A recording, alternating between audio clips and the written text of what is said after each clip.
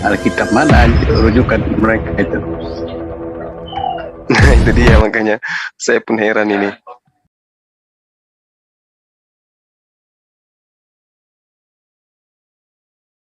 Pak Man, Bang Jabat, selamat pagi. Pagi Bang, Sehat ya Bang? puji Tuhan sehat. Ya. Seperti tema yang Anda, Bang Jabat, tadi WA ke saya, Allah manakah yang maha kuasa begitu ya? Betul ya. Mungkin Bang Juma ada tanggapan dulu temanya Bang Juma, mungkin bisa diluruskan. Silakan Bang Juma. Ya, saya konfirmasi dengan admin dulu apakah beliau sudah di live kan, Bang? Ya, coba. Tunggu ya. Ya. Udah ada tandanya. Oh, udah. Udah. Iya, jadi gini, terkait dengan mungkin bisa diluruskan dulu Bang Jagat, selamat pagi, tentang tema Allah siapa yang maha kuasa gitu. Karena itu sama halnya Anda mengatakan jabat mana yang maha kuasa, jabat Islam atau jabat Kristen kan gitu ya. Karena Allah itu adalah Begini Bang. Ya. Begini Bang, kenapa saya mengambil tema ini biar kita ada timbal baliknya kan. Jadi saya tuh selalu merujuk kepada satu tema yang ada timbal baliknya. Jadi tidak saya hanya paham. satu pihak saja kan. Iya, maksudnya kata Allah itu diganti aja. Kita ganti kata ilah atau sembahan. Iya, atau sembahan gitu. Di sembahan manakah yang maha kuasa gitu. Oh, boleh. Iya. Boleh. Oke, Dil. Ya, makasih. Hati-hati di jalan. Oke, assalamualaikum warahmatullahi wabarakatuh. Alhamdulillah kita bisa bertemu kembali di Yudhahidin Cakrawala Cemerlang pada pagi hari ini. Bang Juma kembali berdiskusi dengan Bang Jabat. Topik pagi ini adalah sembahan manakah yang maha kuasa. Terus kemudian diskusinya tentu seperti biasa, Bang Jabat orangnya santai kok. Jadi Bang Juma lebih Bang Juma tuh lebih apresiasi, lebih senang, lebih santai menghadapi teman-teman Kristen tuh kalau beradab gitu ya dia. Jadi tidak ada unsur-unsur kalah mengalahkan. Di sini hanya edukasi pagi hari ini. Itu sih kira-kira sebagai penghormatan Pak Jabat, silakan dimulai dulu. Monggo Pak. Oke, terima kasih. Salam damai untuk kita semua. Jadi kita di sini hanya edukasi, ya saling sharing lah untuk menguji kebenaran menurut iman kita masing-masing. Jadi saya selalu meminta kalau kita diskusi jauhkanlah dari kata-kata hujat, makian, karena itu nggak bermanfaat buat kita. Itu hanya menimbulkan kebencian di antara kita semua. Padahal kita semua kan di dunia ini bersaudara. Kita diciptakan oleh Tuhan yang sama. Hanya satu Tuhan, ya kan? Kita hidup di bumi yang sama. Dan kita adalah keturunan dari Adam dan Hawa semuanya. Jadi kita itu tidak ada yang namanya perbedaan. Cuman karena semakin banyaknya manusia, ya paham itu berbeda-beda. Sehingga mengelompokkan diri masing-masing. Itulah yang saya bilang, marilah kita diskusi secara bersaudara. Kemarin juga saya mendengar diskusi Bang Juma waktu masuk ke channelnya Pak Bom Bom. Yeah. Saya hanya tertawa sebenarnya. Artinya apa? Ya kalau contohnya diskusi hanya adu makian, ya untuk apa sih kan gitu kan, nggak ada manfaatnya. Tetapi alangkah kita baiknya diskusi. Menurut imanmu seperti apa ini? Menurut iman saya seperti ini. Itulah sebenarnya tujuan kita, supaya orang yang mendengarkan pun mendapatkan hikmah di situ gitu loh. Artinya apa? Bisa mengetahui, oh seperti ini ternyata di sini, oh seperti ini ternyata di situ gitu loh. Jadi hilangkanlah apa kata hujat itu, nggak baik sama kita. Itu aja untuk sementara dari saya. Terima kasih. Langsung mencoba ditanggapi aja santai. Oke, baik. Bismillahirrahmanirrahim. Assalamualaikum warahmatullahi wabarakatuh. Waalaikumsalam. Sahabat dimanapun berada, pagi ini lagi-lagi kita bersama dengan Bang Jabat, salah satu teman kita yang selama ini kita bersama untuk kemudian memberikan edukasi terhadap anak bangsa terkait dengan dua agama besar di negara kita ini. Nah, ini saya baru turun dari mobil, baru juga sampai di kantor, udah diajak kemudian untuk berdialog, di mana temanya sembahan mana yang kemudian Yang Maha Maha Kuasa. Kuasa. Iya. Bentar Bang, dikit Bang. Ya. Dek, mau apa di sini? Wawancara. Agama apa ini? Islam. Oh, duduk di situ. Oke, lanjut ya. Jadi gini, teman-teman, ketika berbicara mengenai Tuhan atau sembahan yang Maha Kuasa, data itu kemudian harus kita buktikan dengan pernyataan Tuhan itu sendiri. Nah, itu harus diawali dengan pernyataan Tuhan. Jadi kalau misalnya ada sembahan itu kan banyak. Sembahan itu banyak. Seperti yang diterangkan oleh saudara kita Jabat, Tuhan kita itu satu. Pencipta kita itu sebenarnya sama. Ya, pencipta kita itu sama. Hanya saja kemudian ada di antara kita yang membentuk ya pribadi-pribadi baru di dalam kemudian mempersembahkan iman dan juga keyakinan kita terhadap apa yang kita sembah. Kalau di dalam Al-Quran itu sudah jelas, a'udzubillahi minasyaitonirrajim, bismillahirrahmanirrahim, innallaha ala kulli syai'in qadir. Jadi Tuhan yang disembah kemudian oleh umat Islam itu memproklamirkan diri, sesungguhnya Allah Maha Kuasa atas segala sesuatu. Jadi kalau Allah sudah menyatakan diri Maha Kuasa atas segala sesuatu, dan itu banyak tertulis di dalam Al-Quranul Karim, artinya bahwa kita tinggal membuktikan apakah benar sembahan umat Islam itu Maha Kuasa. Karena ada banyak data, ada banyak dalil dalam Al-Quran itu yang mengatakan Allah itu Maha Kuasa. Wallahu ala kulli syai'in qadir. Itu datanya terlalu banyak. Ya, qala a'lamu annallaha ala kulli syai'in qadir. Jadi syai'in qadir. Wallahu ala kulli syai'in qadir. Itu terlalu banyak dalilnya yang mengatakan itu. Innaka ala kulli syai'in qadir. Jadi sesungguhnya Allah itu adalah Tuhan yang Maha Kuasa atas segala sesuatu. Jadi apapun itu tergantung kepada Allah. Makanya di dalam Al-Quran itu berulang dan selalu berulang Allah menerangkan dirinya wallahu ala kulli syai'in qadir. Jadi Allah itu memang harus memproklamirkan diri. Tuhan itu harus memproklamirkan diri supaya dikenal. Nah, nanti kemudian kita akan buktikan kemahakuasaan Allah itu atau sembahan-sembahan lain ya, berdasarkan terhadap pembuktian. Nah, ini mungkin sebagai pembuka dari saya. Nanti kita akan dialogkan sembahan siapa yang Maha Kuasa. Saya kira ini mudah untuk kemudian kita bisa pahami bersama. Terima kasih Bang Handi. Lanjut Bang Jabat, lanjut. Oke, terima kasih. Jadi saya sebenarnya untuk masuk ke tema ini, memang kalau kita merujuk kepada kedua kitab, ya memang semua Al-Quran juga mengatakan Allah itu Maha Kuasa, begitu juga di dalam Alkitab juga Allah itu Maha Kuasa, dan itu tidak bisa kita sangkal itu apa yang tertulis di situ, ya kan? Tetapi kenapa saya mengambil tema ini? Kita akan lihat nanti pembuktian contohnya dalam hal penciptaan, dalam hal menurunkan wahyu, dalam hal nanti untuk memasukkan orang percaya, orang beriman ke dalam surga seperti apa letak kekuasaan dari sesembahan kita gitu loh. Itu yang mau saya pertanyakan, karena begini, saya juga makanya saya bertanya kepada Bang Juma, seperti apa sih Allah Subhanahu wa Ta'ala itu di dalam hal penciptaan langit dan bumi? Apakah dia menciptakan langsung dengan berfirman, ataukah karena yang saya dengar, apakah itu benar atau tidak, dan saya baca juga literasi di Google juga banyak yang mengatakan bahwa Allah itu terlebih dahulu menciptakan Nur Muhammad.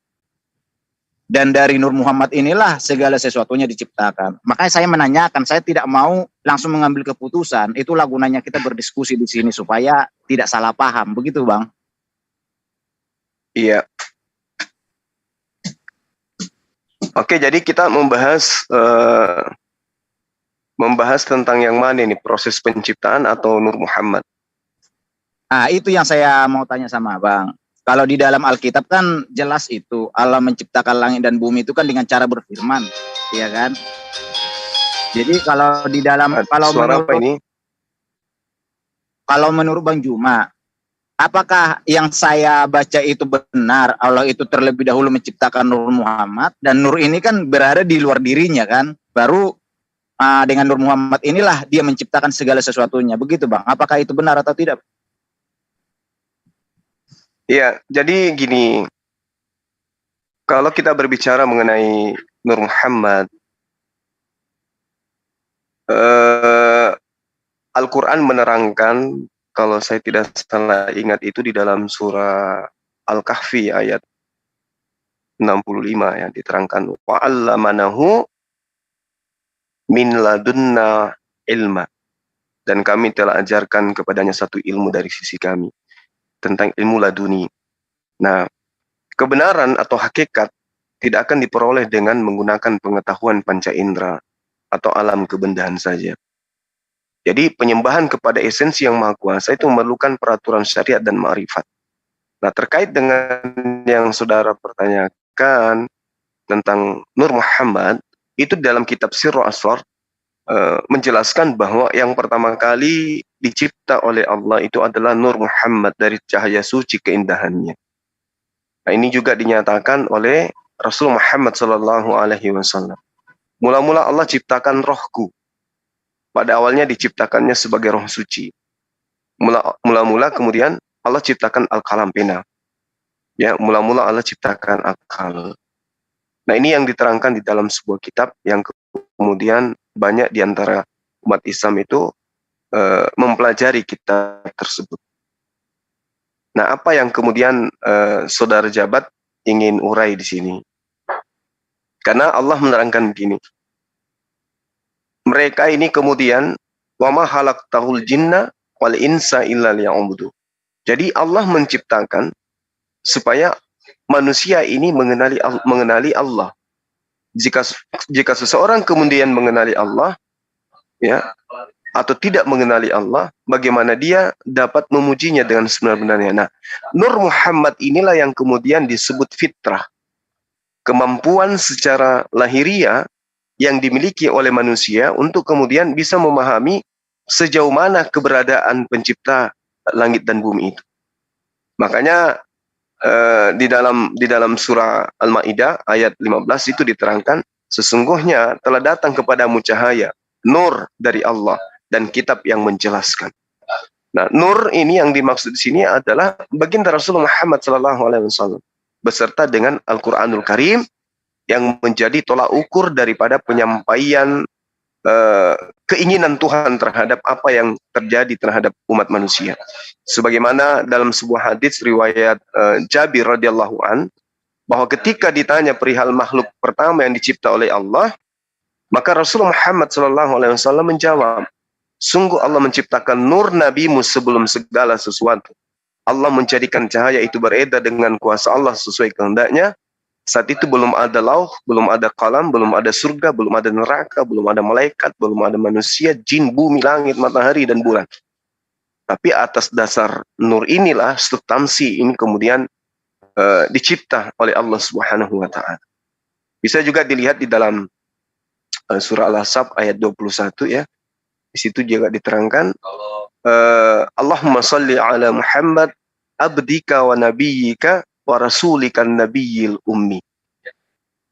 Ya Allah, limpahkanlah pujian kepada Muhammad, hamba, nabi dan rasulmu, seorang nabi yang ummi. Nah, ini kemudian yang diterangkan di dalam saripati daripada surah Al-Ahzab ayat 21 itu. Sesungguhnya telah ada pada diri Rasulullah itu suri teladan yang baik bagimu, bagi orang yang mengharap rahmat Allah dan kedatangan hari kiamat, dan dia banyak menyebut Allah.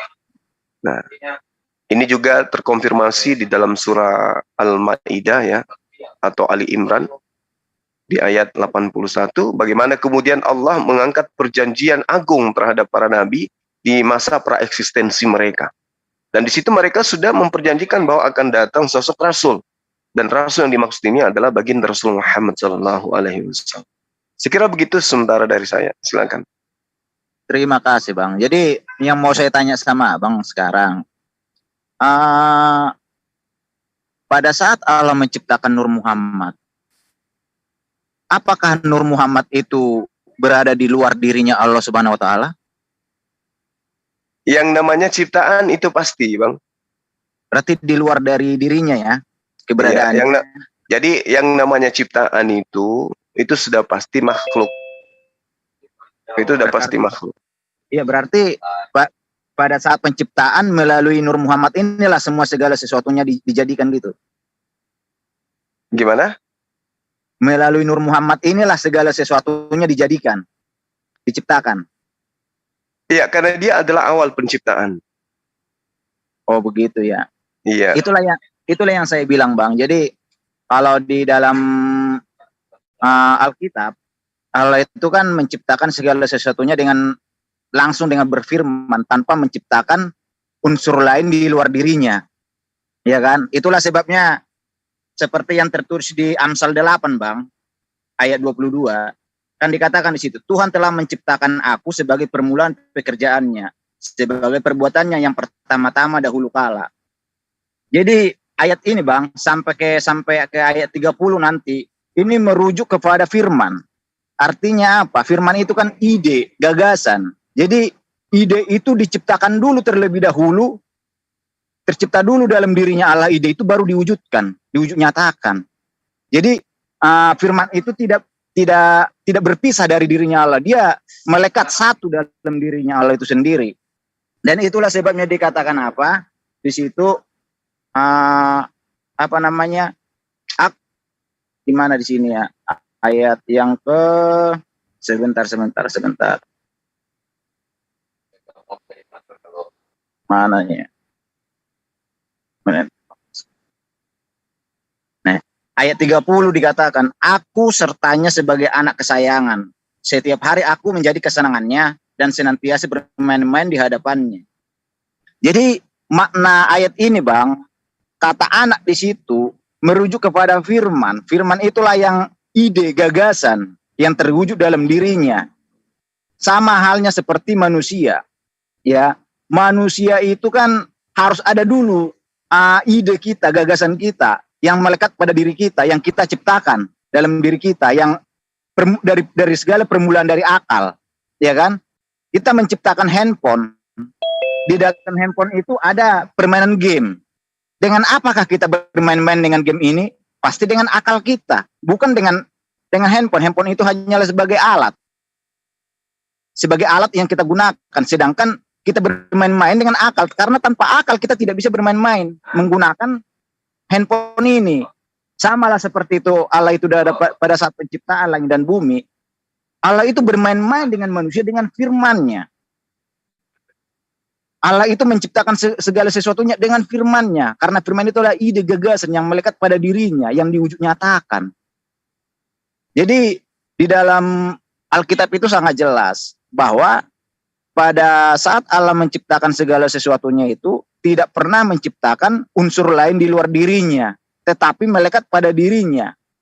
Itulah permulaan penciptaan itu, yaitu ide gagasan yang tersimpan di dalam diri Allah itu sendiri. Dan dengan itulah dia menciptakan segala sesuatunya.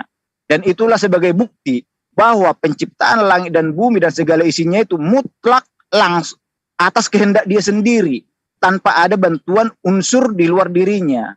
Tetapi seperti yang Abang katakan tadi, jika memang Allah Subhanahu wa Ta'ala itu terlebih dahulu menciptakan Nur Muhammad yang berada di luar dirinya, dan melalui Nur Muhammad inilah Allah menciptakan segala sesuatunya, berarti di dalam Al-Quran itu proses penciptaan itu Allah itu membutuhkan unsur lain di luar dirinya dalam hal penciptaan. Kira-kira seperti itu Bang. Bagaimana menurut Abang? Iya, jadi gini. Al-Quran itu menjelaskan sangat sederhana sebenarnya. Ya. Ketika dikatakan bahwa terkait dengan Nur Muhammad, ini sebenarnya kajian tasawuf, ya, ini kajian sufisme. Tapi nggak apa-apa. Jadi di dalam pernyataan beberapa literatur Syiah atau kemudian literatur-literatur yang digunakan oleh sufisme, yang mana literatur ini tidak menjadi materi baku di dalam pengajaran Islam, tetapi para sufisme, orang-orang yang kemudian bermakrifat, itu terkadang menggunakan data-data di dalam hadis Bukhari untuk menyatakan bahwa Nur Muhammad itu adalah esensi pertama yang dicipta oleh Allah. Hadis Bukhari mengatakan gini, aku telah menjadi nabi, sementara Adam masih berada di antara air dan tanah berlumpur. Nah, kemudian ada juga riwayat yang panjang diceritakan bagaimana kemudian Sayyidina Ali itu bertanya kepada Rasul Muhammad SAW, wahai Muhammad, agar engkau menjelaskan apa yang diciptakan oleh Allah sebelum semua makhluk itu diciptakan. Rasulullah kemudian menjawab, sebelum Allah menciptakan yang lain, terlebih dahulu dia menciptakan nur nabimu, Nur Muhammad. Waktu itu belum ada ciptaan yang lain, belum ada kalam, belum ada neraka, belum ada malaikat, belum ada bumi, matahari, dan lain-lain. Kemudian dengan iradatnya, dengan pertolongannya, dia menghendaki adanya ciptaan dengan keinginan Allah. Lalu Allah membagi nur itu menjadi 4 bagian. Yang pertama menciptakan kalam, yang kedua Lauh Mahfuz, yang ketiga Arsy, dan seterusnya. Nah, ketika Allah menciptakan Lauhul Mahfuz dan kalam, pada kalam itu terdapat beberapa simpul. Jarak antara simpul sejauh 2 tahun perjalanan. Lalu Allah memerintahkan kalam menulis, dan kalam bertanya, ya Allah, apa yang harus saya tulis? Allah menjawab, tulislah la ilaha illallah Muhammad Rasul. Lalu kemudian kalamnya menjawab, alangkah agung dan indah nama itu, ia disebut bersama asmamu yang maha suci. Allah kemudian berkata, kalam menjaga perilakunya menurut Allah. Nah, inilah kemudian saya katakan materi-materi seperti ini adalah materi sufisme. Materi orang-orang yang kemudian belajar ma'rifat. Nah, terkait kalau ini kita jadikan sebagai sandaran, kemudian untuk mengkaji lebih jauh, maka jelas apa yang di luar daripada diri Allah itu adalah ciptaan. Nah, sementara yang Anda maksud, itu adalah sifat yang melekat pada diri Allah. Ketika Allah itu berfirman kemudian, ketika Allah ingin menciptakan sesuatu, maka Allah kemudian cukup berfirman. Sebagaimana yang diterangkan dalam surah Yasin, kalau saya tidak salah ayat 82 ya. Di situ terang sekali dikatakan bahwa innama amruhu ita arada syai'an ayyakula lahu kun fayakun. Sesungguhnya urusannya apabila Allah menghendaki sesuatu, maka Allah hanya berkata kepadanya jadi, maka jadilah sesuatu itu. Ini seirama dengan Mazmur 33 nomor 9. Seirama juga dengan Yesaya 55 nomor 11. Nah, jadi Nur Muhammad itu adalah ciptaan. Sementara Allah ketika ingin menciptakan hal-hal lainnya, Allah cukup mengatakan jadi-jadi. Jadi korelasinya itu sangat jelas. Hanya dikatakan cahaya pertama yang dicipta oleh Allah itu adalah cahaya baginda Rasulullah Muhammad SAW. Sehingga penjabaran kemudian setelah di akhir zaman kedatangan beliau, Allah menyeru kepada para ahli kitab. Apa yang diterangkan Allah ketika menyeru kepada ahli kitab? Bismillahirrahmanirrahim. Ya ahlal kitab, qad ja'akum rasuluna yubayyinu lakum katsiran mimma kuntum tukhfun minal kitab wa yaghfir an katsir. Qad ja'akum minallah nurun wa kitabum mubin. Jadi saya bacakan artinya ya. Wahai ahli kitab, kenapa disuruh ahli kitab di sini? Karena ahli kitab ini adalah rentetan kaum yang pada mereka itu rentetan nabi diutus kepada mereka beserta dengan kitab. Maka Allah mengatakan, wahai ahli kitab, sungguh rasul kami telah datang kepadamu, menjelaskan kepadamu banyak hal dari isi kitab yang kamu sembunyikan. Dan banyak pula yang dibiarkannya. Sungguh telah datang kepadamu cahaya dari Allah dan kitab yang menjelaskan. Nah, inilah yang dikatakan Nur Muhammad. Sehingga sebagai konsep utama dan meliputi semua keberadaan Allah, keberadaan ciptaan, dan kemudian keinginan Allah sebagai pencipta terhadap ciptaannya itu dirangkum dengan kedatangan baginda Rasul Muhammad SAW. Maka nama Muhammadan aba hadim rijalikum walakin Rasulullah wa khataman nabiyyin. Beliau bukan bapakmu, beliau bukan saudaramu, tetapi beliau adalah utusan Allah, Rasulullah, dan penutup para nabi, khataman nabiyyin. Saya kira begitu, saudara saya, sehingga Anda pun akan mengakui dengan jujur bahwa banyak data-data di dalam kitab Anda yang menyesahkan terjemahan yang bisa terindikasi kuat bahwa itu menuju kepada Rasulullah Muhammad SAW. Saya kira begitu untuk sementara. Terima kasih Bang. Jadi dari semua penyampaian yang Abang sampaikan itu berarti sangat jelas kalau Allah Subhanahu wa Ta'ala itu menciptakan segala sesuatu itu dengan adanya Nur Muhammad, barulah ada penciptaan itu, kan seperti itu. Sedangkan di dalam Alkitab sangat jelas bahwa Allah itu hanya dengan berfirman tanpa menciptakan sesuatu di luar dirinya, barulah dia menciptakan. Dia tidak pernah seperti itu, melainkan dia langsung menciptakan. Itulah bentuk kekuasaan yang maha kuasa yang melekat pada dirinya Allah itu. Begitu juga di dalam hal penciptaan manusia. Manusia, Allah itu menciptakan manusia tidak di dalam Alkitab itu tidak pernah memerintahkan malaikat untuk mengambil saripati tanah dari bumi. Melainkan Allah sendiri yang menciptakan manusia itu secara langsung. Tetapi di dalam Al-Quran yang saya ketahui bahwa Allah itu menyuruh malaikat untuk mengambil saripati tanah ke bumi, dan saya kurang tahu kebenarannya, maka saya konfirmasi sama Abang. Pada saat pertama diperintahkannya malaikat mengambil saripati tanah, bumi menolak. Bumi menolak, melapor lagi malaikat ini ke Allah Subhanahu wa Ta'ala. Terus diturunkan lagi untuk mengambil. Karena apa? Bumi menolak itu yang menjadi pertanyaan saya. Kenapa bumi bisa menolak sedangkan bumi itu tidak memiliki ruh? Itu satu pertanyaan saya. Ya kan? Kenapa bisa bumi itu menolak? Dan baru disuruh lagi malaikat lagi mengambil saripati tanah, barulah diizinkan diambil saripati tanah itu untuk dibawa untuk penciptaan Adam. Maka kalau dari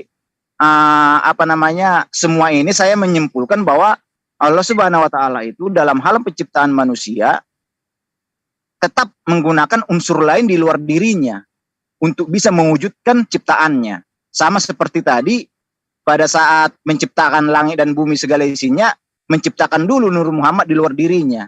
Kira-kira seperti itu, Bang. Iya, jadi tidak ada sebenarnya permasalahan, Bang Jabat. Karena kenapa? Untuk mengawali kemudian ciptaan Allah, pertama kali dicipta itu adalah Nur Muhammad. Setelahnya kemudian Allah menciptakan makhluk yang lain. Tak ada masalah di situ. Makanya tadi saya membacakan ayat suci Al-Qur'annya, innama amruhu idza arada syai'an ayyakula lahu kun fayakun. Artinya bahwa berbicara mengenai baginda Rasulullah Muhammad SAW itu adalah berbicara mengenai ciptaan yang memiliki kaidah-kaidah jelas di mana beliau memiliki preeksistensi. Sama seperti Yesus ketika dia mengatakan bahwa aku ada sebelum Abraham ada. Ya, bahkan ketika Yesus minta kemuliaan, ya, permuliakan diriku sebagaimana permuliakanlah diriku sebagaimana kemuliaan yang aku miliki di kehadiratmu. Memang para nabi ini memiliki preeksistensi. Mereka para nabi ini memiliki kedudukan di mana mereka itu sudah direncanakan kemudian dicipta oleh Allah sebagai wakil-wakil Tuhan di atas muka bumi. Jadi tidak seketika mereka ini dicipta begitu saja, tidak. Tapi memang sudah direncanakan jauh-jauh sebelumnya. Nah, terkait dengan Nur Muhammad, dia adalah ciptaan yang pertama kali. Kalau itu kita jadikan, kalau itu kita ambil dari sisi pengetahuan tentang ilmu tasawuf, ilmu ma'rifat, ilmu para sufisme. Mereka memahami dan mengimani itu. Nah, setelah kemudian Nur Muhammad itu dicipta oleh Allah, barulah kemudian Allah menciptakan makhluk-makhluk lainnya. Nah, dengan cara apa? Itu tadi innama arada syai'an an yaqula lahu kun fayakun. Dengan cara itu. Ketika Allah itu menghendaki sesuatu untuk tercipta, maka dia cukup mengatakan jadi. Maka apa yang dikehendakinya itu jadi. Nggak mungkin tidak. Karena dia maha berkehendak. Dia maha kuasa gitu loh, Bang. Itu Bang. Iya, iya. Ini maksud saya gini Bang. Benar nggak itu Bang, waktu malaikat pertama yang disuruh mengambil saripati tanah itu ditolak oleh bumi? Anda mendapatkan literasi itu di mana? Saya itu literasi di Google. Makanya saya nanya sama Abang, apakah itu benar? Kalau tidak benar, saya belum pernah membaca di dalam kitab manapun terkait itu. Mungkin karena pemahaman saya belum sampai ke sana. ya itu makanya Bang saya nanya. Makanya saya bilang saya tidak mau ngambil kesimpulan. Saya bertanya dulu kan gitu kan. Kalau contohnya maksudnya, memang sebelum Adam dicipta gitu ya? Sebelum Adam dicipta waktu itu kan Allah itu menyuruh malaikat untuk mengambil saripati tanah. Terus bumi menolak, terus menghadap lagi malaikat ke Allah Subhanahu wa taala. Baru disuruh lagi malaikat lagi, barulah diberikan saripati tanah oleh bumi gitu loh. Itu tertulis di mana ya itu Bang? Itu yang saya bilang, saya tuh kan suka literasi di Google gitu kan. Makanya saya nanya apakah itu benar atau tidak gitu loh sama Abang. Saya belum pernah membaca belum pernah membaca sebuah kitab yang membahas itu. Mungkin saudara bisa memberikan referensi kepada saya bagaimana kemudian ya. Begini aja Bang, kalau contohnya Abang mau cari infonya, coba ketik di Google nanti penciptaan manusia, pengambilan saripati tanah oleh malaikat ke bumi. Nanti keluar banyak nanti di situ. Makanya saya menanyakan itu apakah itu benar atau tidak gitu loh. Takut nanti saya itu salah pemahaman gitu loh. Makanya saya menanya dulu. Ya, makasih. Assalamualaikum warahmatullahi wabarakatuh. Jadi gini, yang saya pernah ketahui itu bahwasanya dari hadis mutakbar maksud saya, itu dinukilkan dari Imam Ja'far As-Shadiq. Di situ diterangkan bahwa sebelum Nabi Adam Waalaikumsalam dicipta, Allah memang pernah terlebih dahulu mengabarkan ke bumi bahwa Allah akan mengambil tanah dari sana untuk menciptakan manusia.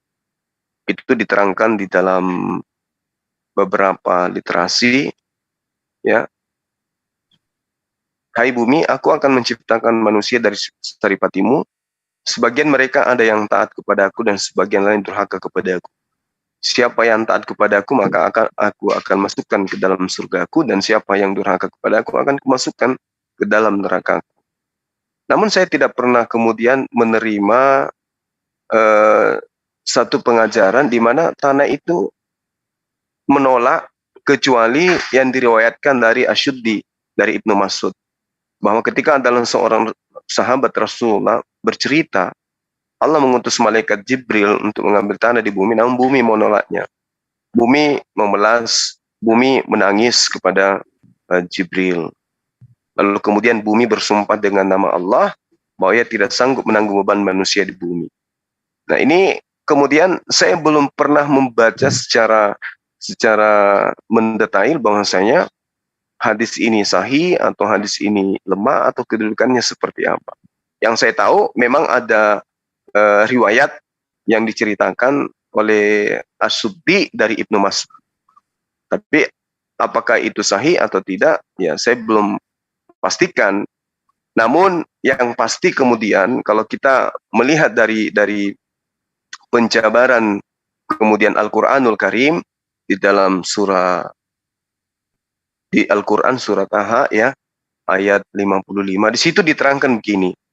Dari bumi kami jadikan kamu, dan kepadanya kami akan kembalikan kamu, dan daripadanya kami akan keluarkan kamu pada kali yang lain. Nah, tapi kemudian saya hanya bisa menggambarkan begini. Ketakutan bumi itu terbukti saat di mana manusia telah membuat kerusakan di muka bumi secara fisik.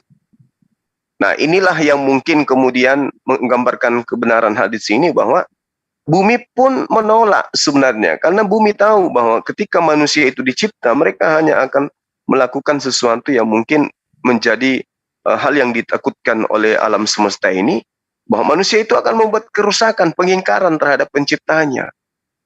Jadi bumi pun takut gitu loh Bang. Bakal Bang, manusia itu akan ingkar terhadap Tuhan yang telah menciptakan dirinya, terhadap Tuhan yang menciptakan manusia itu sendiri.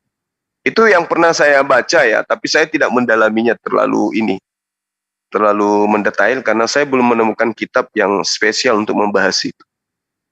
Iya. Silakan. Jadi begini bang. Jadi yang menjadi pertanyaan saya kan, jika itu benar yang saya baca itu, bahwa bumi pernah menolak, yang menjadi pertanyaan saya kan gini bang, bumi ini kan tidak memiliki ruh bang, karena bumi ini bukanlah makhluk hidup, tetapi sebagai tempat untuk berdiamnya semua makhluk, itulah bumi. Yang menjadi pertanyaan saya, kenapa bisa bumi menolak, sedangkan bumi sendiri pun seperti abang bilang katakan tadi, bumi ketakutan, bahkan sedangkan bumi sendiri tidak memiliki ruh. Itu yang menjadi satu pertanyaan saya bang. Bagaimana menurut abang? Iya, jadi segala sesuatu itu memiliki kodrat masing-masing di hadapan Allah. Seperti manusia. Manusia memiliki akal. Tapi manusia ini sadar, keberadaan manusia ini sadar kalau dia itu adalah ciptaan. Begitu juga makhluk-makhluk yang lain. Makhluk yang lain itu juga memiliki dimensi masing-masing, yang mana dimensi itu digunakan kemudian untuk mengetahui siapa penciptanya. Hanya saja kita sebagai manusia tidak mampu menelaah alam semesta ini terlalu jauh. Kenapa? Keterbatasan kita ini ya seperti yang indera kita mampu. Mata yang melihat ini itu memiliki keterbatasan. Akal kita ini pun memiliki keterbatasan. Itu adalah rahasia Allah. Ketika kemudian Dia menciptakan bumi, kemudian bumi memiliki kriteria tersendiri dalam berkomunikasi dengan penciptanya, itu bisa jadi. Bisa jadi. Cuman kita nggak bisa kemudian mencakup pengetahuan kita untuk mengetahui segala-galanya. Bagaimana kemudian alam semesta ini bisa berbicara kepada Tuhannya. Mungkin begini, mungkin abang bisa lihat di dalam kitab Joshua. Bagaimana diterangkan di sana, bang, batu bisa berbicara, ya, batu bisa berbicara di hadapan Allah. Itu diterangkan di dalam Yosua berapa itu bang? Coba di Joshua 27 ya. 27, saya lupa ayatnya berapa. Ya, nanti kita coba lihat setelah saya di rumah. Yosua 24 ya, Yosua 24 nomor 27, coba Anda buka di situ. Bagaimana kemudian sosok batu nanti akan menjadi saksi dan batu itu akan berbicara di hadapan Tuhan. Nah, itu bukti bahwa ini tampil di layar Bang Juma, ada di layar. Saya lupa bang datanya. Ini udah di layar tampil. Ada. Sorry. Nah tuh. Jadi itu jelas tuh bang. Iya, kalau saya baca ini bang. Jadi kalau di ayat 27 ini kan dikatakan, kata Yosua kepada seluruh bangsa itu, sesungguhnya batu ini akan menjadi saksi terhadap kita, sebab telah didengarnya segala firman Tuhan yang diucapkannya kepada kita. Sebab itu batu ini akan menjadi saksi terhadap kamu, supaya kamu jangan menyangkal Allahmu, ya kan? Yeah. Kalau di sini bang, kalau menurut batu di sini bang sebagai tanda ini bang. Tanda gimana ceritanya? Sementara batu itu berbicara gitu loh. Mengeluarkan firman. Oh enggak, dia tidak mengeluarkan firman. Batu itu kemudian menjadi saksi. Sama seperti ini bang. sama seperti orang meninggal, ada batu nisan, itu adalah sebagai saksi bahwa itu adalah kuburan yang bersangkutan sebagai tanda. Itu lama. Jadi saksi di situ bukan berarti dalam hal berbicara, Bang. Saya Itu bacain hanya dulu ya, sebagai saya tanda, bacain dulu Bang. ya. Kata Yosua kepada seluruh bangsa itu, sesungguhnya batu inilah akan menjadi saksi terhadap kita, sebab telah didengarnya segala firman Tuhan yang diucapkannya. Jadi batu ini mengucapkan firman Tuhan, Bang. Enggak, dia tidak, dia, yang diucapkannya, yang mengucapkan ini Allah sendiri, bukan batu yang berbicara, Bang. Ya terserah lah, yang penting datanya ada. Lanjut. Nah, berbeda itu, Bang. Jadi sama seperti yang saya bilang tadi, batu nisan itu adalah sebagai saksi, sebagai tanda bahwa itu adalah kuburan si A. Jadi saksi di situ bukan berarti batu nisan itu berbicara, tetapi secara pemikiran manusia, secara ilmu itu bisa menjadi saksi. Sama seperti orang meninggal zaman sekarang itu kan ada otopsi. Mayat bisa bersaksi atas apa yang diperlakukan pada tubuhnya walaupun dia sudah mati, tidak bisa ditanyakan, tetapi hasil otopsi itu akan menjadi saksi. Tanda gitu loh. Bukti. Itu maknanya di situ, Bang. Jadi bukan merujuk kepada berbicara secara langsung, Bang. Itu berbeda, Bang. Ya, jadi ini kan berbicara mengenai alam semesta ini gitu ya kan. Makanya saya uraikan bahwa alam semesta ini ya dia mendengarkan sesuai dengan kodratnya dia. Alam semesta ini melihat sesuai dengan kodratnya dia. Yang kita pahami kemudian adalah melihat itu harus dengan mata. Tapi apakah itu berlaku terhadap makhluk yang lain? Belum tentu. Hanya keterbatasan kita lah yang kemudian tidak mampu mengurai lebih jauh. Karena itulah kemudian bagaimana kita lihat di dalam kitab-kitab yang kemudian ada lebih dulu daripada Al-Quran. Ya, seperti yang tadi, tongkat Nabi Musa kemudian bisa berubah menjadi makhluk. Lalu kemudian api bisa berbicara. Itu enggak bisa dipungkiri. Bahkan tadi datanya kemudian yang Anda katakan itu Tuhan yang bersaksi, jelas kok di situ. Batu itu mendengarkan dan batu itu yang akan menjadi saksi. Sesungguhnya batu inilah yang akan menjadi saksi terhadap kita. Kalau dia menjadi saksi berarti dia yang akan menumpahkan segala apa yang disaksikannya di hadapan Tuhan. Kenapa dia menjadi saksi? Sebab telah didengarnya segala firman Tuhan yang diucapkan kepada kita. Batu mendengar, Bang. Apakah batu kemudian itu memiliki telinga? Menurut kita tidak, tapi menurut dimensi yang mereka punya sebagai makhluk ciptaan Tuhan, sebagai ciptaan Tuhan, tentu saja mereka ini mendengarkan, melihat, merasakan sesuai dengan kodratnya masing-masing. Kita nggak bisa mengukur batu dengan ukuran standar manusia. Manusia beda, batu beda, alam semesta beda, begitu juga makhluk yang ada di dalamnya beda. Jadi masing-masing punya kodrat masing-masing di hadapan Tuhannya gitu. Jadi begini, Bang, jadi makna batu di situ, ya kan, diibaratkan seperti apa? Sebagai saksi, ya kan? Arti di situ saksi apa? Dia batu itu tidak berbuat jahat, tidak mau yang namanya tertipu dengan perbuatan iblis, karena dia itu bukanlah sesuatu benda hidup. Makanya selalu dikatakan apa? Batu itu sebagai saksi, artinya saksi di situ menyatakan kebenaran bahwa dia tidak akan pernah salah. Iya, bagaimana dia mau menyatakan salah kalau kebenaran kalau dia tidak bisa bicara? Seperti itu yang saya katakan tadi sama Abang, sama halnya yang aku bilang batu nisan sebagai bukti. Kalau udah kita tuliskan di situ, contohnya si A meninggal pakai batu nisan, pasti kita akan pergi berziarah ke sana dengan merujuk kepada batu nisan tersebut. Karena batu nisan itu sebagai saksi, batu nisan itu tidak pernah bohong. Kalaupun batu nisan itu ada yang memindahkan ke kuburan yang lain, itu adalah perbuatan manusia. Batu tidak pernah berjalan sendiri. Kan kira-kira seperti itu.